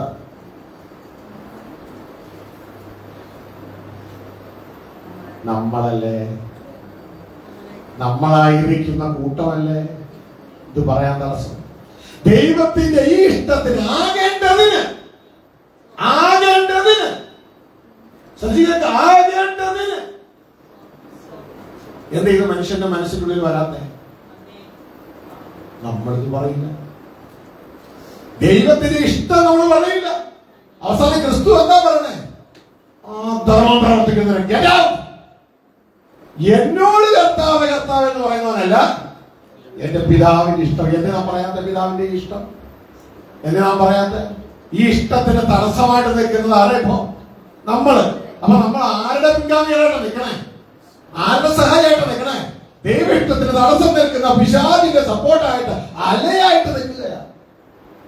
അതല്ലേ യേശുക്രിസ്തു പറഞ്ഞു, അധർമ്മം പ്രവർത്തിക്കുക എന്റെ പിതാവിന്റെ ഇഷ്ടത്തിന് തടസ്സമാണ്. നമ്മുടെ അപ്പോയിന്റ്മെന്റ് ഓർഡർ എഴുതി വെച്ചേക്കണേ. ഈ ഒരു വചനം, പല വചനവും ഇതിലേക്ക് എഴുതി വെച്ചേക്കണേ. ഈ വചനത്തിൽ ഇതില്ല എങ്കിൽ നിങ്ങൾ അതിനെ അടിച്ചോ. അല്ലാണ്ട് ഇതൊരു ഉപദേശം എന്ന് പറഞ്ഞ് ഓടി എവിടം വരെ ഓടും? യേശുവിന്റെ സിംഹാസനം വരെ അല്ലേ? അതിന്റെ അപ്പുറം ഓടുന്നില്ലോ. മക്കളെ, 10 ലക്ഷം പേരുമായി നരകത്തിൽ പോകുന്നേക്കാൾ 10 പേരുമായി സ്വർഗ്ഗത്തിൽ പോകും. വചനത്തിൽ നിൽക്കുക. കർത്താവ് എന്റെ വചനത്തിൽ നിൽക്കുന്നവൻ അവൻ വീഴത്തില്ല, അല്ലാത്തവർക്ക് വീഴും. ഹല്ലേലൂയ. ഇത് ദൈവ ഇഷ്ടമാണ്. ദൈവ ഇഷ്ടം മനസ്സിലാവുന്നുണ്ടോ? ഇത് വ്യക്തതയോടെ പറയണം. ഞാനും നിങ്ങളും എന്നെയും നിങ്ങളെ ക്രിസ്തുവെ പോലെയാകാൻ മുൻ നിയമിച്ചിരിക്കുന്നു. ക്രിസ്തുവിന്റെ സഹോദരന്മാരായി തീരാൻ മുൻ നിയമിച്ചിരിക്കുന്നു. ഇത് അപ്പം നിയമിച്ചതാ. ആർക്ക് മാറ്റാൻ പറ്റും? ദൈവത്തിന്റെ വചനം പറയുന്നു, എന്റെ വചനം നിവർത്തിക്കുന്നതിന് ഞാൻ ജാഗരിക്കും. ജാമ്യ 1:10 ആരെതിർത്താലും താഴെ പോകും. ജാമ്യ 1:10 പറയാ, എന്റെ വചനം നിവർത്തിക്കേണ്ടതിന് ഞാൻ ജാഗരിക്കും. അതിന് എവിടെന്നെങ്കിലും ദൈവത്തെ അനുസരിക്കുന്ന ചിലരെ ദൈവം എഴുന്നേൽപ്പിക്കും. യഹോവ എന്നോട്, നീ കണ്ടത് ശരി തന്നെ, എന്റെ വചനം നിവർത്തിക്കേണ്ടതിന് ഞാൻ ജാഗരിച്ചു കൊള്ളുമെന്ന് അരുളിച്ചു. ആരോടൊക്കെ ദൈവം സംസാരിക്കുന്നത്? നിങ്ങൾ സംശയിക്കും, ഇതെന്താ ഇത് ശരിയാണോ? ഇത് ശരിയാണോ? ദൈവത്തോട് പറയുന്നു, നീ കണ്ടത് ശരി തന്നെ. നീ കണ്ടത് ശരി തന്നെ. മാത്രമല്ല, അതിന് നിന്റെ സപ്പോർട്ട് ഇല്ലെങ്കിൽ കുഴപ്പമില്ല. എന്റെ വചനം നിവർത്തിക്കേണ്ടത് ഞാൻ ജാഗരിക്കും.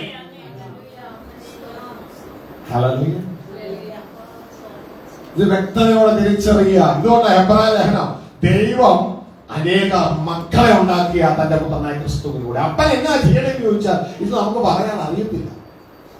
ചിലര് പറയും എന്റെ അപ്പൻ ബോട്ട് ഓടിക്കുന്ന ആളാണ്. ചിലര് പറയും എന്റെ അപ്പൻ ഒരു മെയ്സൺ, അപ്പന്റെ പണി. എന്നാൽ നമ്മളോട് നിന്റെ ആത്മീയ പിതാവ്, സ്വർഗസ്ഥ പിതാവ് എന്താ ചെയ്യണമെന്ന് ചോദിച്ചാൽ പറയാൻ പറ്റണം. ദൈവത്തിന്റെ വചനം പറയുന്നു, എന്നാന്നറിയോ?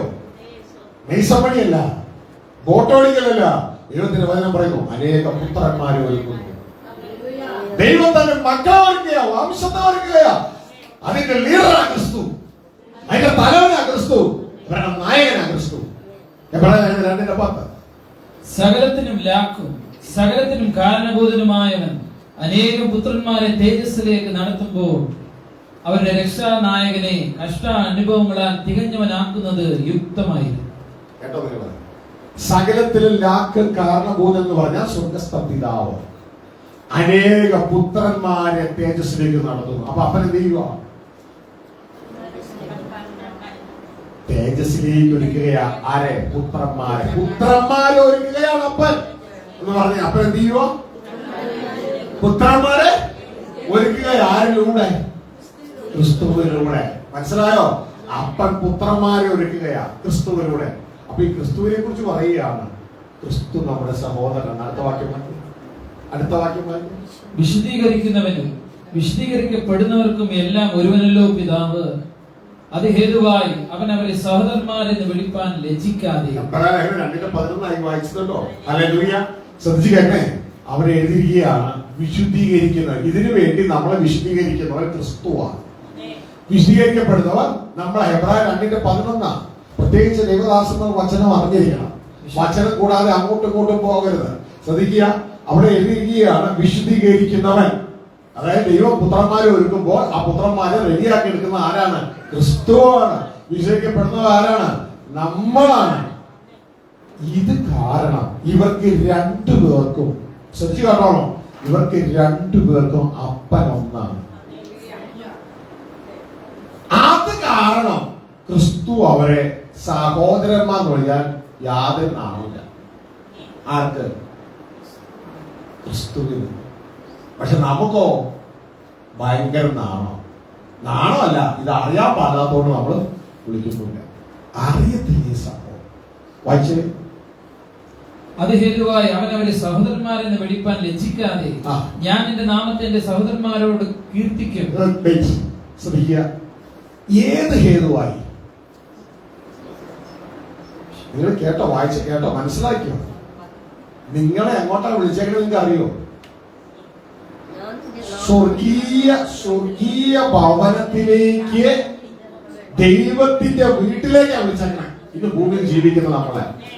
അതാണ് ഹെബ്രായർ 3:1 പറയുന്നത്. ഒന്ന് വായിച്ച്. അതുകൊണ്ട് വിശുദ്ധ സഹോദരന്മാരെ, സ്വർഗീയ വിളിക്ക് ഓഹരിക്കാരായി ഉള്ളവരെ. അപ്പൊ നമ്മളെ എങ്ങോട്ടാ വിളിച്ചേ? അപ്പൊ നമ്മൾ എങ്ങോട്ട് പോണം? ദൈവത്തിന്റെ ഭവനത്തിലേക്ക്, ദൈവത്തിന്റെ വീട്ടുകാരായി പോണം. ദൈവത്തിന്റെ വീട്ടുകാരായി നമ്മളെ വിളിച്ചേക്കുന്നത് ദൈവപുത്രന്മാരായിട്ടാണ്, ദൈവപുത്രന്മാരായിട്ടാണ്. അതുകൊണ്ടാണ് ഹെബ്രായർ 2:12 പറയുന്നത് ഇത് ഹേതുവായി. ഏത് ഹേതുവായി? അതിന്റെ തൊട്ട് മുകളിൽ പറയാ അപ്പൻ അനേക പുത്രന്മാരെ ഒരുക്കുകയാണ്. അപ്പൻ അനേക പുത്രന്മാരെ ഒരുക്കുകയാ. ബൈബിൾ ഉണ്ടോ? ഉറപ്പിച്ചു വേണം പോകാനായിട്ട്. മനസ്സിലായോ? ഇനി അവിടെ ചെന്നിട്ട് ആ പാസ്റ്റർ അങ്ങനെ പറയരുത്. പാസ്റ്റർ അല്ല, പാസ്റ്റർ ബൈബിളുകളെ ചൂണ്ടിക്കാണിക്കുന്നേ ഉള്ളൂ. ബൈബിളിൽ വേണം പറയാൻ. മനസ്സിലായോ? ഹല്ലേലൂയ. അവിടെ പറയാൻ ഇത് ഹേതുവാ, ഈ കാരണത്താൽ. അതായത് അയാൾ ഒരു വീടിന്റെ പ്ലാൻ കൊണ്ട് നടക്കുന്നു. എന്തുകൊണ്ട്? എനിക്കൊരു വീടുണ്ടായിരുന്നു, അതുകൊണ്ട് ഞാൻ വീടിന്റെ പ്ലാൻ കൊണ്ട് നടക്കണേ. ഇത് ഹേതുവായ ഞാൻ വീടിന്റെ പ്ലാൻ കൊണ്ട് നടക്കണേ പാസ്സാക്കാനായിട്ട്. മനസ്സിലായോ? ഇതേപോലെ പറയാ ഇത് ഹേതുവായി. ഏത് ഹേതുവായി? അപ്പൻ അനേക പുത്രന്മാരെ ഒരുക്കുകയാണ്, തേജസ്സിലേക്ക് കൊണ്ടുവരികയാണ്. അപ്പൊ നടത്തുന്ന ഒരാൾ വേണ്ടേ? അയാളാണ് ക്രിസ്തു. മനസ്സിലായോ? എന്നിട്ട് പറയാണ് താഴേക്ക്. വിശുദ്ധീകരിക്കുന്നവനും വിശുദ്ധീകരിക്കപ്പെടുന്നവർക്കും എല്ലാം ഒരുവനുള്ള പിതാവ്. അത് ഹേതുവായി. വിശുദ്ധീകരിക്കുന്നവനും വിശുദ്ധീകരിക്കപ്പെടുന്നവർക്കും എല്ലാം ഒരാളാണ് അപ്പൻ. രണ്ടുപേർക്കും, ക്രിസ്തുവിനും നമുക്കും അപ്പൻ ഒരാളാണ്. എന്റെ കാര്യം ഞാൻ നിന്നിട്ടില്ല, ബൈബിളിലെ കാര്യമാണ്. അപ്പൻ ഒരാളാണ്. ഇത് കാരണം അത് ഹേതുവായി അവൻ അവരെ സഹോദരന്മാരെന്ന് വിളിപ്പാൻ ലജ്ജിക്കാതെ. അതുകൊണ്ട് യേശുവിന് നമ്മളെ സഹോദരന്മാരെന്ന് വിളിക്കാൻ യാതൊരു ലജ്ജയും ഇല്ല. മനസ്സിലായോ? നമുക്ക് ലജ്ജ, കാരണം ഇതൊരു സംഭവങ്ങൾ നമ്മൾ അറിഞ്ഞിട്ടില്ല. സ്വർഗത്തിലേക്കാണ് നമ്മൾ വിളിച്ചേക്കണെന്നും ദൈവത്തിന്റെ വീട്ടുകാരായിട്ടാണ് വിളിച്ചേക്കണെന്നും, അല്ലാണ്ട് നാട്ടുകാരല്ല, അവിടെ വേല എടുക്കാനുള്ള ആളായിട്ടല്ല വിളിച്ചേക്കണേ, വീട്ടുകാരായിട്ട് വിളിച്ചിരിക്കുന്നത്. ഇനി അവിടെ ചെന്നാൽ നമുക്ക് കിട്ടാൻ പോണത് ക്രിസ്തുവിന്റെ അവകാശം അല്ല എന്നും പകരം ക്രിസ്തുവിന്റെ കൂട്ടവകാശമാണെന്നും ഉള്ള തിരിച്ചറിവ് നമുക്കില്ലാതെ. ഹല്ലേലൂയ. യേശു ക്രിസ്തുവിന്റെ സഹോദരന്മാർ എല്ലാം ചെയ്യുന്നില്ല. അതുകൊണ്ട് താഴേക്ക് ഞാൻ അവനിൽ ആശ്രയിക്കും എന്നും സഹോദരന്മാർന്ന് വിളിക്കാൻ ലജ്ജിക്കാതെ ആ ഭാഗമായി ലജ്ജിക്കാതെ ഞാൻ നിന്റെ നാമത്തെ എന്റെ സഹോദരന്മാരോട് കീർത്തിക്കും. പിതാവേ, ഞാൻ അങ്ങയുടെ നാമത്തെ ആരോട് കീർത്തിക്കും? സഹോദരന്മാരോട് കീർത്തിക്കും. ഒന്നുകൂടി ക്ലിയർ ചെയ്യാനായിട്ട് വെച്ച് എന്റെ സഹോദരന്മാരോട് അതാണ് വേണ്ടത്. എന്റെ സഹോദരന്മാർ ശ്രദ്ധിച്ചേക്ക, എന്റെ സഹോദരന്മാരോട്, വേറെ സഹോദരന്മാരോടല്ല, എന്റെ സഹോദരന്മാരോട് ഞാൻ നിർത്തിക്കും. ആരെ? അങ്ങയെ കുറിച്ച് ഞാൻ പറയും. അങ്ങയെ കുറിച്ച് ഞാൻ പറയും. എന്റെ സഹോദരന്മാരോട് ഞാൻ പറയും അങ്ങയെ കുറിച്ച്. മനസ്സിലാവുന്നുണ്ടോ? ഹല്ലേലൂയ. നിങ്ങളുടെ അതിന്റെ ബൈബിളിലുള്ള ഈ കാര്യം മൊത്തം പറയണേ. ഹല്ലേലൂയ. ഇതുവരെ കണ്ണടഞ്ഞു പോയി അതൊന്നും കാണാതെ. ഹല്ലേലൂയ. യേശു ക്രിസ്തു പറയാണ്, ഞാൻ എന്റെ സഹോദരന്മാരോട് ഞാൻ അങ്ങയെ കുറിച്ച് പറയും. ഹല്ലേലൂയ. രണ്ടുപേരുടെയും അപ്പൻ ഒന്നാണ്. അതുകൊണ്ട് അവനെ സഹോദരന്മാർ വിളിക്കാൻ രചിക്കുന്നില്ല. നിങ്ങളുടെ ബൈബിളുള്ളതാണ് ഇത്. ഇത്രയും വലിയ വിളി എന്റെ കുഞ്ഞുങ്ങളെ നിങ്ങൾ തിരിച്ച് അറിഞ്ഞിട്ടുണ്ടോ? ഇതല്ലേ ദൈവവചനം പറഞ്ഞത്, വിളിയും അതിലേക്കുള്ള തെരഞ്ഞെടുപ്പ് ഉറപ്പാക്കണം. ഹല്ലേലൂയ. നിന്റെ വിളി ഒരു സാധാ വിളിയല്ല. ഇവിടെ ഒരാളെ ഒരു പഞ്ചായത്ത് മെമ്പറോ MP-യോ MLA-യോ ആയിട്ട് വിളിച്ചു കഴിഞ്ഞാൽ അദ്ദേഹത്തിന്റെ തെരഞ്ഞെടുപ്പ് ഉറപ്പാക്കാൻ വേണ്ടി ഇതുവരെ കാണാത്ത അദ്ദേഹം വീട് കയറി നടക്കത്തില്ലേ ഉറപ്പാക്കാൻ? ചേച്ചി ചായ ഉണ്ടോ? ചേച്ചി ഇത്തിരി വെള്ളമുണ്ടോ? വെള്ളത്തിന് വേണ്ടിയല്ല, ചായക്ക് വേണ്ടി ആയിരിക്കണമെന്നില്ല. കാരണം ചേച്ചിയുമായിട്ട് നല്ലൊരു ബന്ധം പറഞ്ഞ് ഈ ചേച്ചി അടുത്ത മൊബൈൽ എടുത്തിട്ട് ഒരു 10-20 പേരെ വിളിച്ചിട്ട് പറയുന്നു, ആ വ്യക്തി എന്നോട് ഇടിയും വെള്ളം മേടിച്ചു കുടിച്ചടി. അപ്പൊ അത് കേൾക്കുന്ന ആ 20 പേര് 200 പറയും, എടി നമ്മുടെ എന്റെ കൂട്ടുകാരത്തിയോടാണ് അദ്ദേഹം വന്നിട്ട് വെള്ളം മേടിച്ചു കുടിച്ചു. അത്ര ഹമ്പിളാന്ന് തോന്നുന്നു കേട്ടോ. എന്താ സംഭവം? വോട്ടുണ്ടാക്കാനല്ല, അവരുടെ തെരഞ്ഞെടുപ്പ് ഉറപ്പാക്കാണ് അവര്. ഹല്ലേലൂയ. എന്റെ പ്രിയ സഹോദരങ്ങളെ, വിളിച്ചുകൊണ്ട് മാത്രം കാര്യമില്ല, തെരഞ്ഞെടുപ്പ് ഉറപ്പാക്കണം. 20, എല്ലാവർക്കും വിളിയുണ്ട്. വിശ്വാസികൾ ദേവദാസന്മാരുവാ. പക്ഷെ ഒരെണ്ണം തെരഞ്ഞെടുക്കപ്പെട്ടില്ല. കേട്ടവർ വിളിച്ച് പുറത്തുപോയി. ഹല്ലേലൂയ. രാഷ്ട്രീയ ഭാഷയിൽ പറഞ്ഞാൽ വെച്ച കാശ് പോയി എന്ന പോലെ ആയിപ്പോയി. ഹല്ലേലൂയ. അപ്പൊ ഇത് വ്യക്തതയോടെ ഞാനും നിങ്ങളെ തിരിച്ചറിഞ്ഞ നമ്മുടെ വിളി സ്വർഗത്തിലേക്ക് നമ്മൾ വിളിച്ചിരിക്കുക. ദൈവത്തിന്റെ വചനം എഫേസ്യ ലേഖനം 2-ാം അധ്യായം അതിന്റെ 19-ാം വാക്യം പറയുന്നു, അവിടെ എന്ത് ചെയ്യാ? അവിടുത്തെ കൂലിക്കാരായിട്ടല്ല വിളിച്ചേക്കണേ, ആ സ്വർഗത്തിലെ ദൈവത്തിന്റെ വീട്ടുകാരായിട്ടാണ് വിളിച്ചേക്കണേ. ആകയാൽ നിങ്ങൾ ഇനി അന്യന്മാരും പരദേശികളുമല്ല, വിശുദ്ധന്മാരുടെ സഹപൗരന്മാരും ദൈവത്തിന്റെ ഭവനക്കാരും അത്രേ. കേട്ടോ? ആരുടെ ഭവനക്കാരൻ? ദൈവത്തിന്റെ ഭവനക്കാരൻ. ഇപ്പൊ ആരുടെ ഭവനക്കാരാ?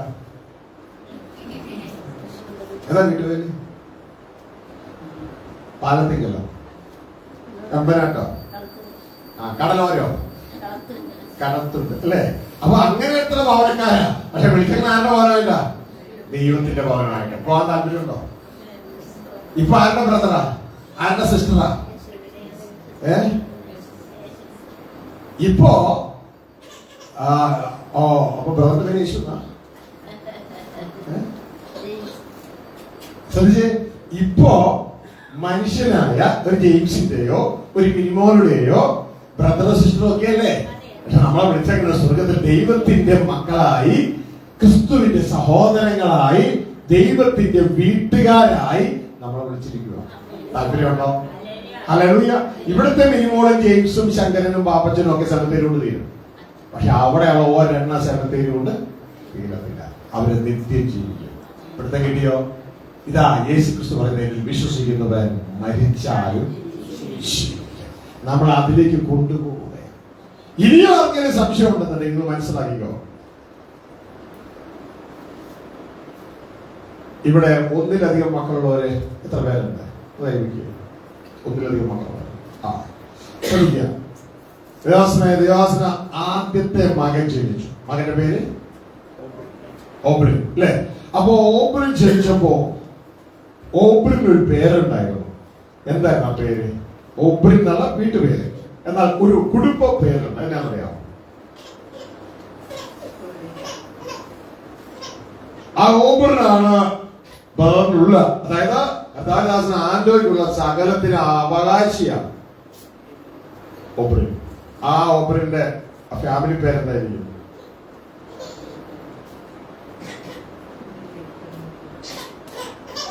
ഒരു മോനല്ലേ ഉള്ളൂ? എന്തായിരിക്കും?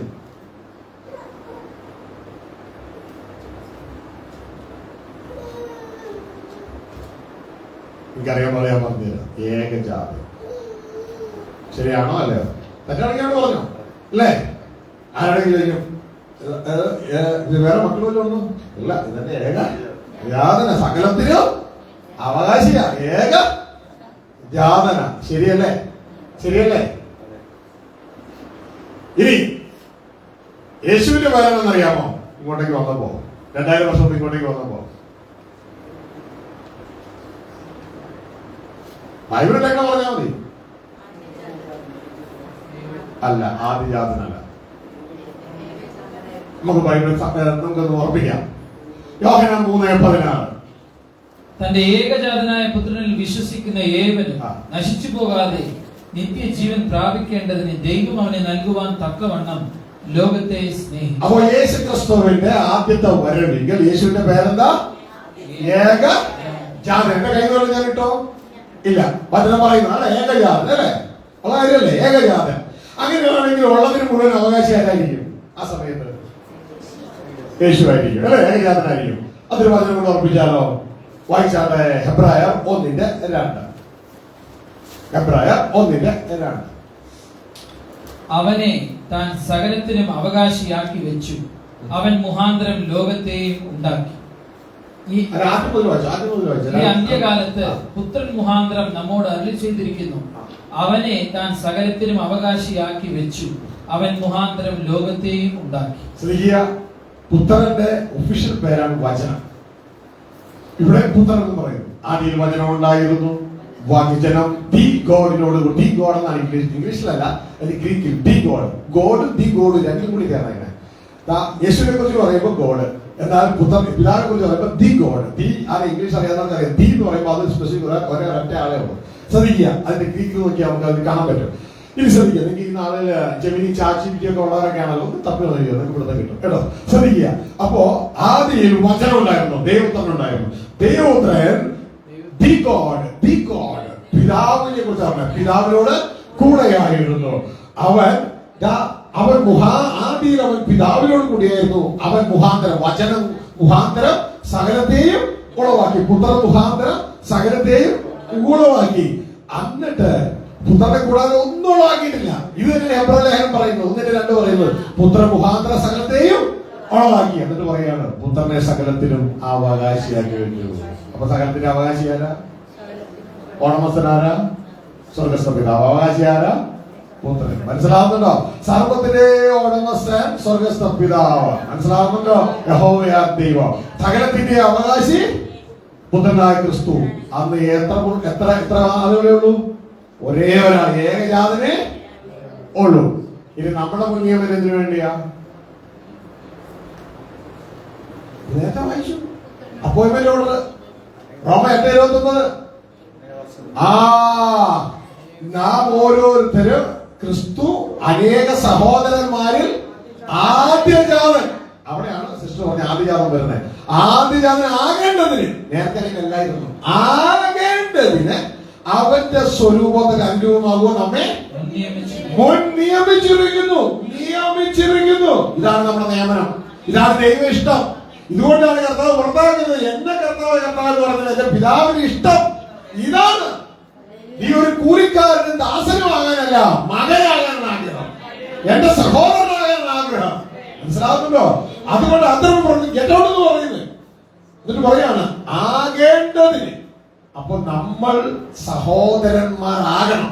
അങ്ങനെ സഹോദരന്മാരായാൽ യേശു ക്രിസ്തുവിന്റെ അവകാശത്തിന് എന്തു പറ്റും? ഇതാണ് ചോദ്യം. ഓക്കെ, അടുത്ത ആളാരാ ജനിച്ച്? ആൻഡ്രീൻ അല്ലേ? അപ്പൊ ആൻഡ്രീൻ ജനിച്ചപ്പോ അവകാശം എന്തു പറ്റി? അതായത് ഏപ്രിലിന്റെ കൂട്ടവകാശമായി മാറി ആൻഡ്രീൻ. ശരിയാണോ? ശരിയല്ലേ? അപ്പൊ സഹോദരനാണ് ഉറച്ചു അല്ലേ? ഇനി ബൈബിൾ നോക്കിക്കോ, എല്ലാത്തിനും ക്രിസ്തുവാണ് അവകാശം. ഇനി നമ്മൾ ജയിച്ച് ദൈവപുത്രന്മാരായാൽ നമ്മൾ ക്രിസ്തു അവകാശം പങ്കുവെക്കേണ്ടതായിട്ട് വരും. നമ്മൾ ക്രിസ്തുവിന്റെ കൂട്ടവകാശമായി. മനസ്സിലായോ? ആൻഡോയുടെ അവകാശിയും ഓപ്രിന്റെ കൂട്ടവകാശിയുമായി ആൻഡ്രിൻ മാറിയതുപോലെ ഹല്ലേലൂയ നമ്മൾ ജയിച്ച് ക്രിസ്തുവിൻ ദൈവത്തിന്റെ മക്കളായി മാറിയാൽ നമ്മൾ ക്രിസ്തുവിന്റെ സഹോദരങ്ങളായി മാറും, കൂട്ടവകാശികളായി മാറും. ഞാനല്ല, ബൈബിളാ പറയണേ, നിങ്ങളുടെ കയ്യിലുള്ള ബൈബിളാ പറയണേ. ഹല്ലേലൂയ. ഇത് പറഞ്ഞ് സഭയെ കറക്റ്റ് ചെയ്യുമ്പോഴാണ് ഇതാ ഓപ്പോസിറ്റ് അലി എന്ന് പറയുന്ന ഗ്രൂപ്പ് ദുരുപദേശം ദുരുപദേശം എന്ന് പറഞ്ഞു തന്നെ. നിന്റെ ഭാവിയെ കുറിച്ച് പറയുമ്പോൾ പിശാചിന് ഇഷ്ടമല്ല. നിന്റെ ഭാവിയെ കുറിച്ച് നീ അറിയുന്നത് പിശാചിന് ഇഷ്ടമല്ല. ഇത് സത്യമായിട്ട് പറയുന്നത്. എന്നാൽ ഇത് ദുരുപദേശം എന്ന് പറയുന്ന ഒരു വ്യക്തിക്ക് ഈ വിശുദ്ധ ബൈബിളിൽ നിന്ന് അങ്ങനെയല്ലാണ്ട് തെളിയിക്കാമെങ്കിൽ ഞാൻ ഈ പ്രസംഗം ഇവിടെ നിർത്താം. അനേകരെ തീച്ചൂളയിൽ നിന്ന് സ്വർഗഭവനത്തിലേക്ക് കൊണ്ടുപോകുന്ന സന്ദേശമായിരുന്നു. തീച്ചൂളയിൽ നിന്ന് ഇത് പ്രസംഗിച്ച് പ്രസംഗകനും അപ്പോൾ തന്നെ വിശ്വാസി ഒരുമിച്ച് കർത്താവ് ആധർമ്മം പ്രവർത്തിക്കുന്നവന്. എന്റെ കർത്താവ് എന്ന് പറയുന്നവരല്ല, എന്റെ പിതാവിന് ഇഷ്ടം ചെയ്യുന്നവനാണ് സ്വർഗ്ഗത്തിൽ കടക്കുന്നത്. വ്യക്തതയോടെ യേശു പറയുന്നത്.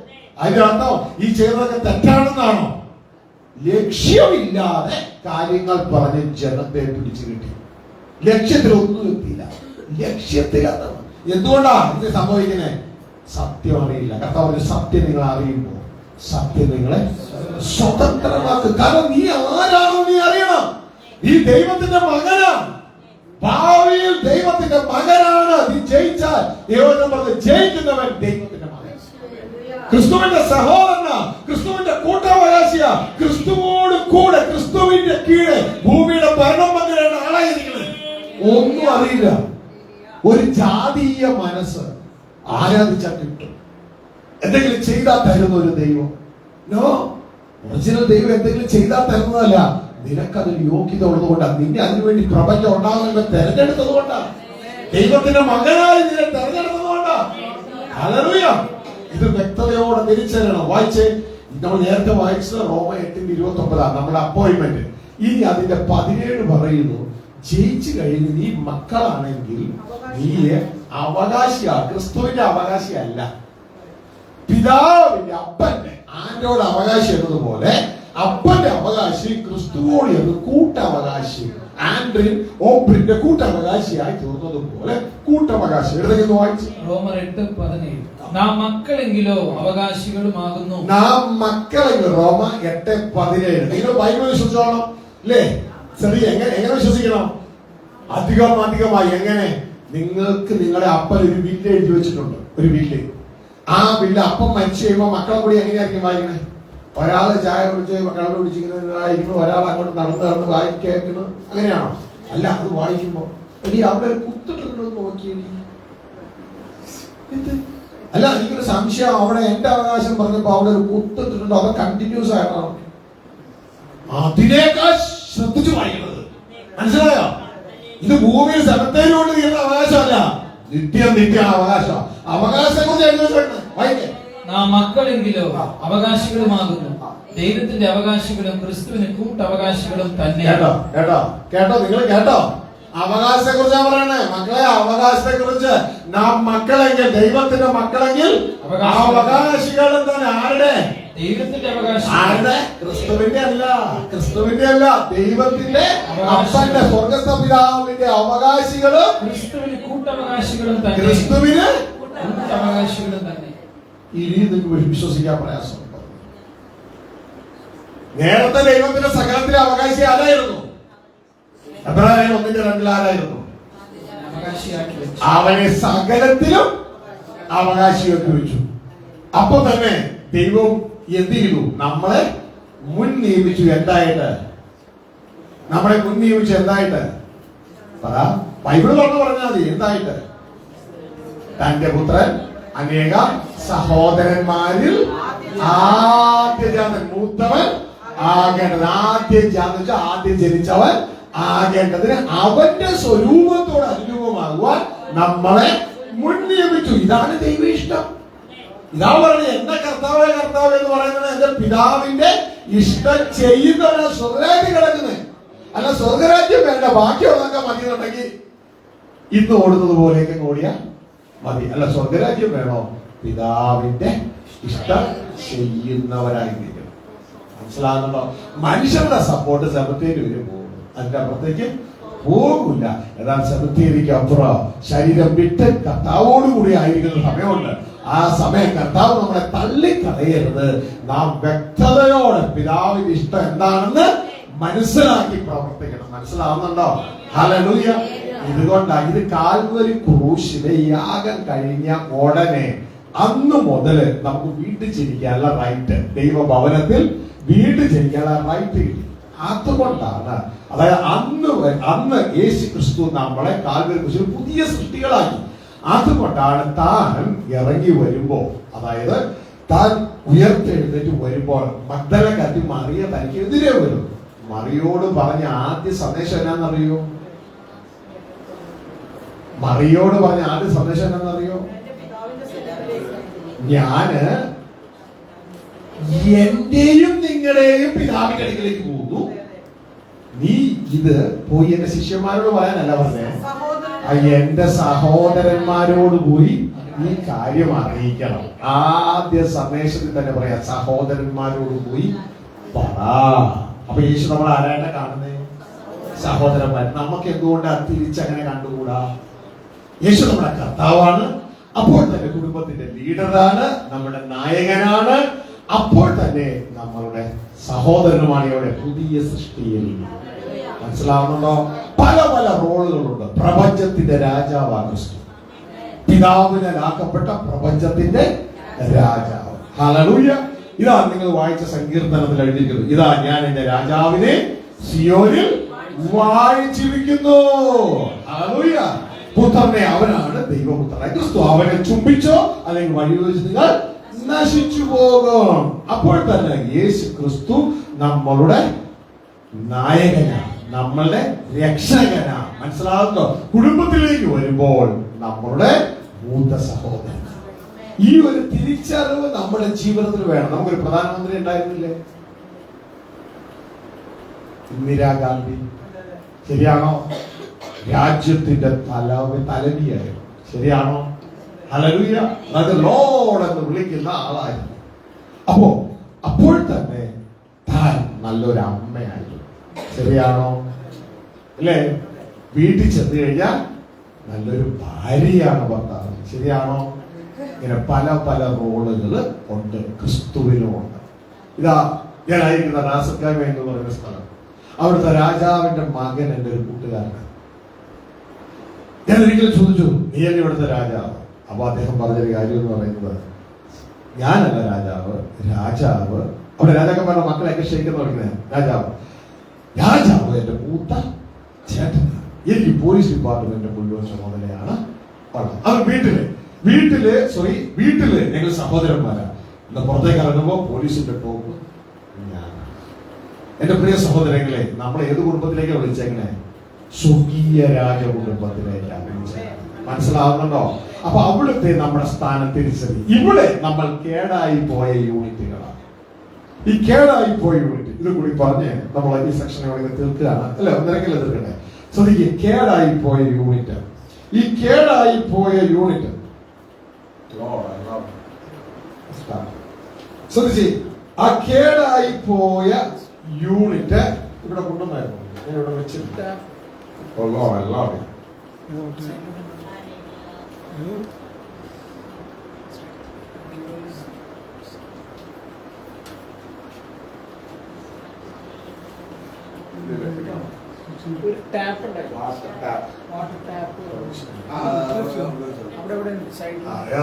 അറിയാതെ വന്നതിന് മാറ്റി വെച്ചല്ലേ?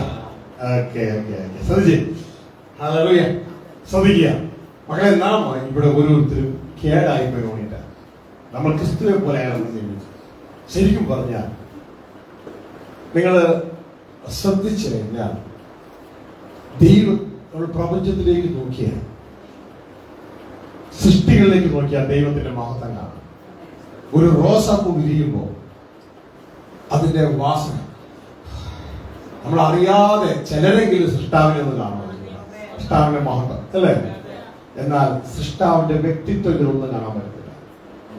പേഴ്സണാലിറ്റി, സൃഷ്ടാവിന്റെ സ്നേഹം, സൃഷ്ടാവിന്റെ സ്പർശം, ദൈവമാത്മാവ്, അത് ആ വ്യക്തിത്വം വെളിപ്പെടുത്താൻ, ആ പേഴ്സണാലിറ്റി, സൃഷ്ടാവിന്റെ ചിന്തകൾ ഇത് വെളിപ്പെടുത്താൻ സൃഷ്ടാവ് ഉണ്ടാക്കിയവരാണ് ഞാൻ നിങ്ങൾ. മനസ്സിലാവുന്നുണ്ടോ? ഇതുകൊണ്ടാണ് യേശു പറയുന്നത്, എന്നെ കാണുന്നവൻ സ്വർഗത്തിലെ അദൃശ്യനായ ആത്മാവിനെ ഈ ജഡത്തിലൂടെ കാണുന്നു. പക്ഷെ നമ്മളെ കാണുന്നില്ല, നമ്മളിൽ അത് കാണുന്നില്ല. കാരണം നമ്മൾ കേടായിപ്പോയി.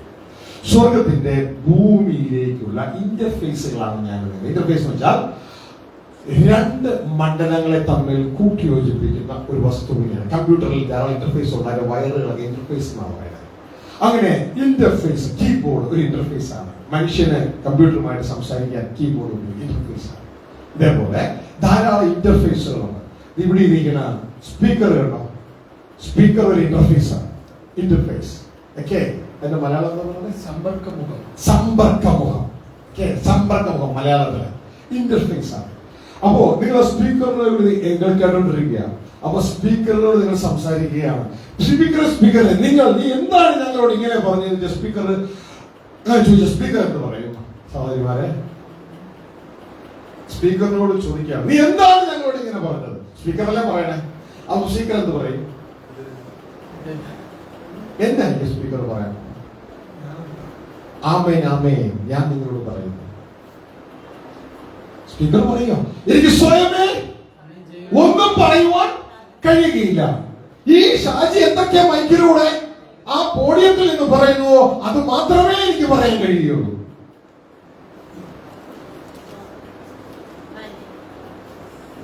എവിടെയും കണക്ട് ചെയ്തോ? എവിടെയും കണക്ട് ചെയ്തോ? ചിലർക്ക് കത്തി, ചിലർക്ക് ഇപ്പോഴും കത്തിയില്ല. മനസ്സിലായി. ഒരിക്കൽ യേശു പറഞ്ഞു, ഞാൻ ദൈവത്തിന്റെ പുത്രനാണ്. ഉടനെ യഹൂദന്മാര് ഉടനെ വടിയെടുത്തു. നീ ദൈവപുത്രൻ എന്ന് പറഞ്ഞ് നിന്നെ തന്നെ ദൈവത്തോട് സമനാക്കി എന്ന് പറഞ്ഞ് വടിയെടുത്തപ്പോ യേശു അവരോട് പറയാ, എന്റെ അപ്പനും ഞാൻ എന്നുള്ള വ്യത്യാസമില്ല. യേശു തിരിച്ചു പറയാ, ആമേൻ ആമേൻ, ഞാൻ നിങ്ങളോട് പറയുന്നു, എനിക്ക് സ്വയമേ ഒന്നും പറയാൻ പറ്റില്ല. എന്റെ പിതാവ് സ്വർഗത്തിൽ എന്ത് പറയുന്നുവോ അതുപോലെ ഞാൻ ഭൂമിയിൽ പറയുന്നു. മനസ്സിലാകുന്നുണ്ടോ? ഇന്റർഫേസ്. ഹല്ലേലൂയ. സമ്പർക്ക മുഖം. ഇവിടുത്തെ കിട്ടിയ ഇതാണ് ഒരു ദൈവപുത്രൻ. ഭൂമിയിൽ മനുഷ്യർ യഥാർത്ഥ വർക്ക് ചെയ്യണം. മനുഷ്യർ ഇതാണ്. മനസ്സിലാവുന്നുണ്ടോ? ഹല്ലേലൂയ. ഇത് വ്യക്തതയോടെ ഞാൻ നിങ്ങൾ തിരിച്ചറിയണം. വ്യക്തതയോടെ തിരിച്ചറിയണം. ഇത് നിങ്ങൾക്ക് നോക്കിയേ, ഈ കമ്പ്യൂട്ടറിന്റെ CPU കൊണ്ടുവന്നു. CPU നിങ്ങൾക്ക് അറിയാലോ, ഒരു പെട്ടി. എന്തൊക്കെയോ അതിന്റെ ഉള്ളിൽ ഉണ്ടെന്ന് ചേട്ടായി പറഞ്ഞു. പക്ഷെ എന്താന്ന് ഒരു ഐഡിയ ഇല്ല. അപ്പോ ഈ ഇതിന്റെ ഉള്ളിലുള്ളതൊന്ന് അറിയണം. എന്ത് ചെയ്യും? എല്ലാം കാണാൻ പറ്റുമോ? കമ്പ്യൂട്ടറിന്റെ CPU ഉള്ളിൽ, ഹാർഡ് ഡിസ്കിലുള്ള എന്തൊക്കെ ഇങ്ങനെയൊന്നും ഇല്ല. അപ്പോഴാണ് ചേട്ടായി പുറകെ, ഇനി ഞാൻ പറഞ്ഞില്ലായിരുന്നു മുഴുവൻ കൊണ്ടുവന്നിട്ടില്ലെന്ന്. ചേട്ടായി പുറകെ ഒരു മോണിറ്റർ കൊണ്ടുവരുന്നു. മനസ്സിലായോ? മോണിറ്റർ അതിലേക്ക് കണക്ട് ചെയ്തു.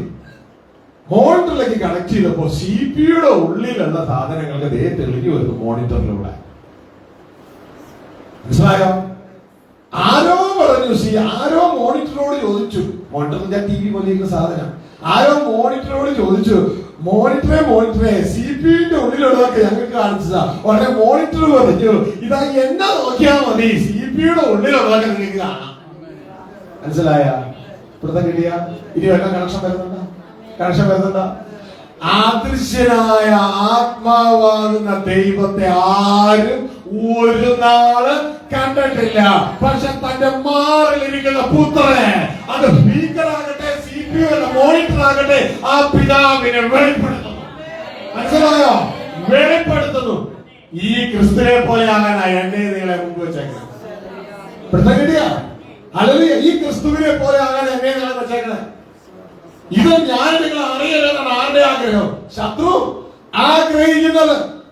അതുകൊണ്ടാണ് ഈ ഒരു സംഭവം വരുമ്പോ ദുരുപദേശം വേറെ എന്തെങ്കിലും പറഞ്ഞ് ഓടിച്ചു പോകണം. വ്യക്തതയോടെ അറിയാം. ഇത് കണ്ടോ? നിങ്ങൾക്ക് അതൊന്നും മനസ്സിലായില്ലെങ്കിൽ ഈ സാധനം കണ്ടോ? Water tap. ഇതെങ്ങനെ അടക്കളയിലില്ലേ? ബാത്റൂമിലില്ലേ? ശ്രദ്ധിച്ചേ, ഈ ടാപ്പിന്റെ ഒരു പ്രത്യേകത എന്ന് പറയുന്നത് ഇതൊരു ഇന്റർഫേസ് ആണ്. സമ്പർക്കമുഖം. രണ്ട് മണ്ഡലങ്ങളെ തമ്മിൽ കണക്ട് ചെയ്യുക. നിങ്ങളുടെ വീടിന്റെ മുകളിലുള്ള വാട്ടർ ടാങ്ക്, താഴെ അണക്കള, ഇത് തമ്മിൽ കണക്ട് ചെയ്യുന്ന ഈ സാധനം. എന്നാൽ സ്വർഗവും ഭൂമിയോട് കണക്ട് ചെയ്യുന്ന സമ്പർക്ക മുഖ എന്താണെന്ന് അറിയോ? യേശു ക്രിസ്തു ചിറകയിൽ കത്തി. ആ യേശുവിനെ പോലെ നിന്നെ മുന്നേമിച്ചെങ്കിൽ നീ ആരാ? സമ്പർക്ക മുഖല്ലേ? നീയല്ലേ സമ്പർക്ക മുഖം? നീ ഇത് കേടായതുകൊണ്ട് സംഭവിക്കാൻ നിനക്ക്. നീ ഒന്ന് കറക്റ്റ് ആയാൽ നിന്നിലുള്ള സ്വർഗം ഭൂമിയിൽ വളരും, സ്വർഗം ഭൂമിയിൽ വളരും. നീ ഒന്ന് കറക്റ്റ് ആയാൽ മതി, യേശുവിനെ പോലെ നീ ഒന്ന് ആയിത്തീർന്നാൽ മതി, നീ സ്വർഗം നിന്നിലുള്ള ഭൂമിയിൽ വളരും. മനസ്സിലായോ? ദൈവം ചിന്തിക്കും, നീ ഭൂമിയിൽ സംസാരിക്കും. ദൈവം കാണിക്കും, നീ ഭൂമിയിൽ കാണിക്കും. ഹല്ലേലൂയ. ഈ ഭൂമി ചെയ്തതൊക്കെ സ്വർഗത്തിൽ ചെയ്തതായിരിക്കും. ഇതുകൊണ്ട് കർത്താവ് പറഞ്ഞ്, നിങ്ങൾ ഭൂമി ചെയ്തതൊക്കെ സ്വർഗത്തിൽ അതിനു മുമ്പ് ചെയ്തിരിക്കും. നിങ്ങൾ ഭൂമിയിൽ കേട്ടതൊക്കെ സ്വർഗത്തിൽ അതിന് കേട്ടപ്പെട്ടിരിക്കും. സ്വർഗത്തിൽ കെട്ടുന്നത് ഈ ഭൂമിയിൽ കെട്ട്, സ്വർഗത്തിലായിരിക്കും, നീ ഭൂമിയിലായിരിക്കും. നീ ആ ഭൂമിയിലെ സമ്പർക്കമുഖം, ദൈവത്തിന്റെ സമ്പർക്കമുഖം. നിന്നെ കാണുന്നത് നിങ്ങളുടെ ക്രിസ്തുവെ കാണുന്നു, ക്രിസ്തുവെ കാണുന്നത് ക്രിസ്തുവിന്റെ പിതാവിനെ കാണും. അങ്ങനെ സ്വർഗം ഭൂമിയിൽ വിടരും. ഇതിനു വേണ്ടി എന്നെ നിങ്ങളെ വെച്ചിരിക്കണം. മനസ്സിലായോ? ഹല്ലേലൂയ. ദൈവത്തിൽ നിന്ന് ആ ടാങ്കിൽ നിന്ന് ഒരു ഒരു നദി ഒഴുകുന്നുണ്ട് അല്ലേ? വെള്ളം അല്ലേ? വെള്ളത്തിന്റെ നദി എല്ലാ പൈപ്പിനോടും ഒഴുകുന്നില്ലേ? പക്ഷെ ഒന്നും ഭൂമിയിലേക്ക്, അതായത് അടുക്കളയിലേക്കും ബാത്റൂമിലേക്കും ഒന്നും വീഴുന്നില്ല. പക്ഷെ ഇതൊന്നും തുറന്നാലോ ഇവിടം വരെ വന്ന് നിൽക്കും. ഇത് തുറന്ന താഴെ വീഴും അല്ലേ? തുറന്ന താഴെ വീഴും അല്ലേ? ശരിയാണോ അല്ലയോ? അങ്ങനെ ടാങ്കിലെ വെള്ളം അടുക്കളയിൽ കാണണമെങ്കിൽ എന്ത് ചെയ്യണം? തുറക്കണം. ശരിയാണോ അല്ലയോ? സ്വർഗത്തിലെ ദൈവത്തിൽ നിന്ന് ആരംഭിക്കുന്ന ജീവജല നദി ഈ ഭൂമിയിൽ വീഴണമെങ്കിൽ അതിന്റെ ടാപ്പായിരിക്കണം മൊത്തം, അതിന്റെ ടാപ്പായിരിക്കണം മൊത്തം. ഈ കാലഘട്ടങ്ങൾ അടങ്ങിയെടുക്കാൻ തുറക്കണം. സ്വർഗത്തിലെ അപ്പൻ സംസാരിച്ചാൽ ആ സംസാരം ഈ ഭൂമിയിലേക്ക് വരും. സ്വർഗത്തിലെ അപ്പന്റെ ഉള്ളിൽ നിന്ന് ആ പരിശുദ്ധാത്മാവിന്റെ നദി ഭൂമിയിലേക്ക് വരും. ഇതാ യേശു ക്രിസ്തു പറഞ്ഞ് ഇത് സംഭവിക്കുന്നത് എപ്പോഴാണെന്നറിയാമോ? നീ യേശു വിശ്വസിക്കുമ്പോ. ഇതാ യേശു പറഞ്ഞ് എന്നിൽ വിശ്വസിക്കുന്നവന്റെ ഉള്ളിൽ നിന്ന്, വിശ്വസിക്കുന്നവന്റെ ഉള്ളിൽ നിന്ന് സ്പിരിവെടുത്ത് പറയുന്നത് പോലെ ജീവജലത്തിന്റെ നദികൾ ഒഴുകും. എങ്ങോട്ട്? ഭൂമിയിലേക്ക്. You are the interface. നീയാണ് കുഞ്ഞാ സമ്പർക്കമുഖം. മനസ്സിലായോ? അല്ലാതെ ജാതികൾ ചെയ്യുന്നത് പോലെ അവരുടെ ദൈവത്തെ പാടി പുകഴ്ത്തി പുകഴ്ത്തി പുകഴ്ത്തി ഉദ്ദിഷ്ടകാര്യം സാധിപ്പിച്ച് അവസാനിപ്പിക്കുന്ന ഒരു സമ്പ്രദായമല്ല ക്രിസ്തുമാർഗം. ക്രിസ്തുമാർഗം എന്ന് പറയുന്നത് സ്വർഗത്തിലെ ദൈവത്തെ ഭൂമിയിൽ ഇറക്കുന്നതാ. മനസ്സിലായോ? അപ്പഴേ ഭൂമിയിൽ വെളിപ്പെടുത്തും. ആരെങ്കിലും ചോദിക്കാം എവിടെ അപ്പഴി ചോദിച്ച പറയണം, എന്നെ നോക്കാം, എന്നെ കാണുക, ക്രിസ്തുവെ കാണുന്നു, ക്രിസ്തുവെ കാണുക, സ്വർഗത്തിലെ അപ്പനെ കാണുന്നു. ഇതാണ് ക്രിസ്തു മാർഗം. ഇതാണ് നമ്മളോട് പറയുന്നത്. യശ40 യഹോവയ്ക്ക് വഴിയൊരുക്കുക. ക്രിസ്തു വന്ന് നമുക്ക് സ്വർഗത്തിലേക്ക് വഴിയൊരുക്കേ. ഇനി നമ്മൾ ഒരുക്കണ്ട, നമ്മൾ ഒരുക്കേണ്ടത് യഹോവയ്ക്ക് ഭൂമിയിലേക്കുള്ള വഴിയാണ്. 40:3 പറയുന്നത് കേട്ടോ, ഒരുത്തൻ മരുഭൂമിയിൽ വിളിച്ചു പറയുന്ന സ്നാമയോഹന്നാനിൽ അവർ തുടങ്ങിയ അന്ന് പണി തുടങ്ങിയതാ. ഇതുവരെ എന്താ പണിയെന്ന് ഞങ്ങൾക്ക് മനസ്സിലായിട്ടില്ല. വായിക്കേ. കേട്ടോ, ഒരുത്തൻ വിളിച്ചു പറയുന്നത് മരുഭൂമിയിൽ യഹോവയ്ക്ക് വഴിയൊരുക്കുവിൻ, നിർജ്ജന പ്രദേശത്ത് നമ്മുടെ ദൈവത്തിന് ഒരു പെരുവഴി നിരപ്പാക്കുക. ദൈവത്തിന് എന്താ പെരുവഴി? നിങ്ങൾക്ക് കോൺട്രാക്ടേഴ്സും ഒക്കെ ആണല്ലോ. പെരുവഴി എന്ന് പറഞ്ഞാൽ എന്ത് വഴിയെന്ന് അറിയാം ദേവാസനെ? വരമ്പല്ല, നടവഴിയല്ല, ഇടവഴിയല്ല, വൺ വേ അല്ല, ടൂ വേ അല്ല, പെരുവഴി, നാഷണൽ ഹൈവേ. ഹൈവേ. സ്വർഗത്തിലെ ദൈവത്തിന് ഭൂമിയിലേക്ക് ഒരു ഹൈവേ ഒരുക്കാനാ പറയുന്നത്. ഹൈവേ ആരോട്? എന്നോടും നിന്നോടും. ആരെ പോലെ? ക്രിസ്തുവെ പോലെ. എന്നെ കാണുന്നത് ദൈവത്തെ കാണുന്നു. ക്രിസ്തു ഒരു വഴിയായിരുന്നു, ഒരാള്. എന്നാൽ ഈ ചർച്ചിൽ നിന്ന് 1, 2, 3, 4, 5, 6 ഓരോ വഴി കൂട്ടിക്കൂട്ടി വെച്ച് നടവഴി ഇടവഴിയായി, ഇടവഴി വൺ വേ ആയി, വൺ വേ ടൂ വേ ആയി, ടൂ വേ ഫോർ വേ ആയി. അതൊക്കെ വർദ്ധിച്ചു. ഓരോരുത്തരും ഓരോ വഴിയാ, ഓരോരുത്തരും ഓരോ വഴിയാ. അങ്ങനെ എന്ത് സംഭവിക്കും? യഹോവയ്ക്ക് ഭൂമിയിലേക്ക് ഹൈവേ ആയി. അവസാനം ഈ ഹൈവേയിൽ പറയാണ്, ഇതാ ദൈവത്തിന്റെ കൂടാരം, മനുഷ്യരോട് കൂടെ ദൈവം മനുഷ്യരോട് പാർക്കുന്നു. ബൈബിളിൽ തീർന്നു. ഇവിടുത്തെ കിട്ടിയ ഇത് തിരിച്ചറിയാലും പൊന്നു മക്കളെ, നീ സംഘടനക്കാരനും ഗ്രൂപ്പുകാരനും മതക്കാരനൊന്നും അല്ല ആകേണ്ടേ. ക്രിസ്തുവെ പോലെ ദൈവപുത്രനായി പഠിക്കണം. സംഘടനയും ഗ്രൂപ്പൊക്കെ അവിടെ ഇരുന്നു ആരും ഉപദ്രവിക്കാൻ പോകണ്ട. ഹല്ലേലൂയ. പക്ഷെ ഇതൊന്നും സ്വർഗത്തിലില്ല. സ്വർഗത്തിൽ ആവശ്യം ദൈവപുത്രന്മാരെയാ, ദൈവവംശമാണ്. ഇത് വ്യക്തമായിട്ട് മനസ്സിലാക്കുക, പ്രവർത്തിക്കുക. എന്താ താഴേക്ക് വായിക്കാൻ വേണ്ടിയിരിക്കുന്നത്? വായിച്ചു. വെളിപ്പാട് പുസ്തകം 21-ാം അധ്യായം 3-ാം വചനം. സിംഹാസനത്തിൽ നിന്ന് ഒരു മഹാശബ്ദം പറയുന്നതായി ഞാൻ കേട്ടത്, ഇതാ മനുഷ്യരോട് കൂടെ ദൈവത്തിന്റെ കൂടാരം, അവൻ അവരോട് കൂടെ വസിക്കും. ദൈവം മനുഷ്യരോടുകൂടെ വസിക്കും. സന്തോഷമുണ്ടോ? ഇതാണ് സുവിശേഷം. യേശു പറഞ്ഞ സുവിശേഷം. പപ്പ നമ്മളോടുകൂടെ പാർക്കാൻ വരുന്നു. ദൈവരാജ്യം സമീപിച്ചിരിക്കുന്നു. അതുകൊണ്ട് മനുഷ്യ, നിനക്ക് കൂടെ പാർക്കണമെങ്കിൽ നീ മാനസാന്തരം. ഇതാ ബൈബിൾ തീരുന്നു. ഇതാ ദൈവത്തിന്റെ കൂടാരം മനുഷ്യരോടുകൂടെ, ദൈവം മനുഷ്യരോടുകൂടെ പാർക്കും. ഹല്ലേലൂയ. ഇതാ മരണമുള്ള മനുഷ്യരോടുകൂടെ മാത്രം പാർക്കുന്നു. എന്ന് നമുക്കുള്ള വിളി മരണമില്ലാത്ത ദൈവത്തോടെ പാർക്കാം. താല്പര്യമുണ്ടോ? യേശുവെ അനുഗമിക്കുക. ഹല്ലേലൂയ. യേശു അതുകൊണ്ട് 25-ലധികം പ്രാവശ്യം 4 സുവിശേഷങ്ങൾ യേശു പറഞ്ഞത് ഫോളോ മീ, എന്നെ അനുഗമിക്കുക, എന്നെ അനുഗമിക്കുക. മനസ്സിലാവുന്നതോ? അപ്പൊ ഇത് വ്യക്തതയോടെ മനസ്സിലാക്കി യേശുവിന്റെ വാക്കുകളെക്കാൾ ശ്രേഷ്ഠമായ വാക്കുകൾ ഈ പ്ലാനറ്റ് കണ്ടിട്ടില്ല. ആ യേശുവിന്റെ വാക്കുകളെ അനുസരിച്ച് മുന്നോട്ടേക്ക് പോവാ. ഇനിയും നമ്മൾ ആ പഴയ വിഗ്രഹാരാധന മനോഭാവമൊക്കെ വിട്ടിട്ട്, മനസ്സിലായതുണ്ടോ? ഹല്ലേലൂയ. ഉരുണ്ടാ കിട്ടും, എണ്ണ കൊടുത്താൽ കിട്ടും, തുതിച്ചാൽ കിട്ടും, ഇതൊക്കെ വിടുക. ഹല്ലേലൂയ. ദൈവസ്തുതിക്ക് യോഗ്യന, ദൈവപുത്രന് യോഗ്യന. അതവിടെ നിന്നോട്ടെ. അതൊന്നും അല്ല നമ്മളോട് ആവശ്യപ്പെട്ടത്. നമ്മളോട് ആവശ്യപ്പെട്ടത് നാം ഓരോരുത്തർ ക്രിസ്തുവെ പോലെ ആയിത്തീർന്ന് എങ്ങനെ ശുദ്ധീകരണത്തിന്. ഹല്ലേലൂയ. ഇതെല്ലാം നമ്മൾ ദൈവത്തിന് പുറകെ മനസ്സിലാക്കും. അങ്ങനെ ഒരിക്കലും മരിക്കാത്തവരായി ദൈവം നമ്മളെ മാറ്റുക. നിങ്ങൾ ശ്രദ്ധിക്കുക, ദൈവപുത്രനായ ക്രിസ്തുവിനെ ദൈവം മനുഷ്യനായി ഭൂമിയിലേക്ക് അയച്ചത് മനുഷ്യരായി നമ്മളെ സ്വർഗത്തിൽ ദൈവപുത്രന്മാരാക്കാൻ വേണ്ടിയാണ്, അല്ലാണ്ട് പുതിയ മതം ഉണ്ടാക്കാനാണ്. ഒന്നുകൂടി പറയാം, ദൈവപുത്രനായ ക്രിസ്തുവിനെ മനുഷ്യനായി സ്വർഗത്തിലെ ദൈവം ഭൂമിയിലേക്ക് അയച്ചത് മനുഷ്യരായ നമ്മളെ ക്രിസ്തുവെ പോലെ ദൈവപുത്രന്മാരാക്കാൻ വേണ്ടി. അതിൽ കുറഞ്ഞതൊന്നും ദൈവം ആഗ്രഹിക്കുന്നില്ല. അതുകൊണ്ട് അതിൽ കുറഞ്ഞതുകൊണ്ട് തൃപ്തിപ്പെടരുത്. ഒരു മതക്കാരനും സംഘടനക്കാരനുമായി അവസാനിക്കരുത്. ഈ ഒരു മതവും സംഘടനയും സ്വർഗത്തിൽ ഇല്ല. ദൈവത്തിന്റെ കുടുംബമാണ് അവിടെ. അതുകൊണ്ട് ദൈവം അങ്ങോട്ടേക്ക് നോക്കുന്നത് ദൈവ മക്കളെയാണ്, ദാസന്മാരെ അല്ല. ദാസന്മാരെ തൽക്കാലം ഭൂമിയിലേ ഉള്ളൂ. ദാസൻ എന്നേക്ക് വീട്ടിൽ വസിക്കത്തില്ല, പുത്രൻ എന്നേക്ക് വസിക്കും. ദാസന്മാരെ അയച്ചതിന്റെ ഉദ്ദേശം മക്കളെ ഉണ്ടാക്കാൻ വേണ്ടിയാണ്. അതിന്റെ സഹായകരങ്ങളായിട്ടാണ്. ഹല്ലേലൂയ. ഡോക്ടറുടെ കൂടെ നേഴ്സ് ഉള്ളതുപോലെ. മനസ്സിലായോ? അപ്പോ പ്രിയമുനികളെ, ദൈവം നമുക്കായി കാത്തിരിക്കും. ദൂതപുത്രന്റെ കഥയിലെ അപ്പ കാത്തിരിക്കുന്നത് പോലെ അപ്പ കാത്തിരിക്കും. ഈ ഒരു സെക്ഷൻ ഇൻട്രോഡക്ടറി സെക്ഷൻ മാത്രമായിരുന്നു. ഒന്നും പഠിച്ചില്ല, ഒരു ഇൻസ്പിറേഷൻ മാത്രമേ നിങ്ങൾക്ക് കിട്ടിയിട്ടുള്ളൂ. ഹല്ലേലൂയ. ഇത് കേട്ടപ്പോൾ ഒരുപക്ഷെ ചിലർക്ക് തോന്നുന്നുണ്ടാവും, ഇത് മുഴുവൻ പഠിച്ചാൽ കൊള്ളായിരുന്നു, മനസ്സിലാക്കി കൊള്ളായിരുന്നു. തുടർന്നുള്ള ക്ലാസ്സുകളിലേക്ക് കടന്നു വരിക, സഭയോടെ മറ്റുള്ളവരെ കൂട്ടി വരുത്തുക. ഒരു സഭയെ കുറ്റം പറയില്ല, ഒരു പാസ്റ്ററെ കുറ്റം പറയത്തില്ല. പകരം ഇവിടെ പറയുന്നത് വിശുദ്ധ ബൈബിളിലെ വചനങ്ങൾ മാത്രം. എവിടെയെങ്കിലും തെറ്റുണ്ടെങ്കിൽ നിങ്ങൾക്ക് ചൂണ്ടിക്കാണിക്കാം. വചനപ്രകാരം കറക്റ്റ് ചെയ്യാൻ എപ്പോഴും തയ്യാറാണ്. ദൈവം അവരെ അനുഗ്രഹിക്കട്ടെ, സഹായിക്കട്ടെ, കൂട്ടായിരിക്കട്ടെ. എഴുന്നേക്കാം.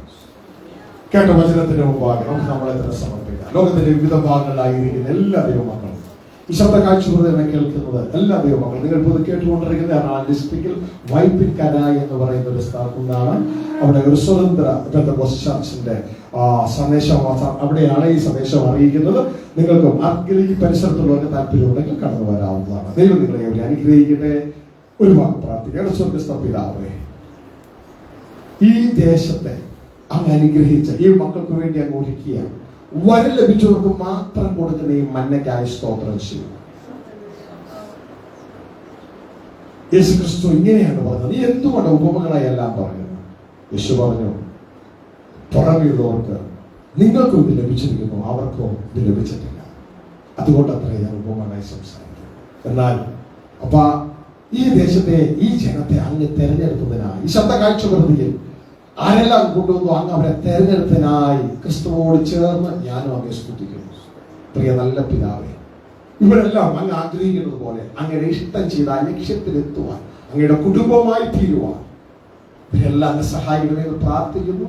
സഭയെ, സഭയിലെ ദാസനെ, കുടുംബത്തെ, എല്ലാ മക്കളെ, കടന്നു വന്നുള്ള എല്ലാ ദേവദാസന്മാരെ, ഇത് ശേഷം ഇത് കേൾക്കാൻ ആരെയൊക്കെ അനുവദിക്കുന്നു അവരെ എല്ലാവരെയും അങ്ങയുടെ കരങ്ങൾ ഏൽപ്പിക്കുന്നു. ഈ ദേശം അങ്ങ് അനുഗ്രഹിക്കപ്പെടട്ടെ. അങ്ങയുടെ കുടുംബമായി തീരട്ടെ. സർവ്വ മഹത്വം ഞാൻ എനിക്ക് തരുന്നു. യേശു ക്രിസ്തുവിൻ നാമത്തിൽ തന്നെ. മറക്കരുത്. അടുത്ത സെക്ഷൻ വൈകിട്ട് എത്ര മണിക്ക് ദിവസം? 6:30 അല്ലേ? 6:30 തുടങ്ങും. നിങ്ങൾ കാത്തിരിക്കുക. ഓൺലൈൻ അവസരം നിങ്ങൾക്ക് അവിടെ ലഭ്യമാകാനായിട്ട്. Thank you very much. എല്ലാവരും കാണാം.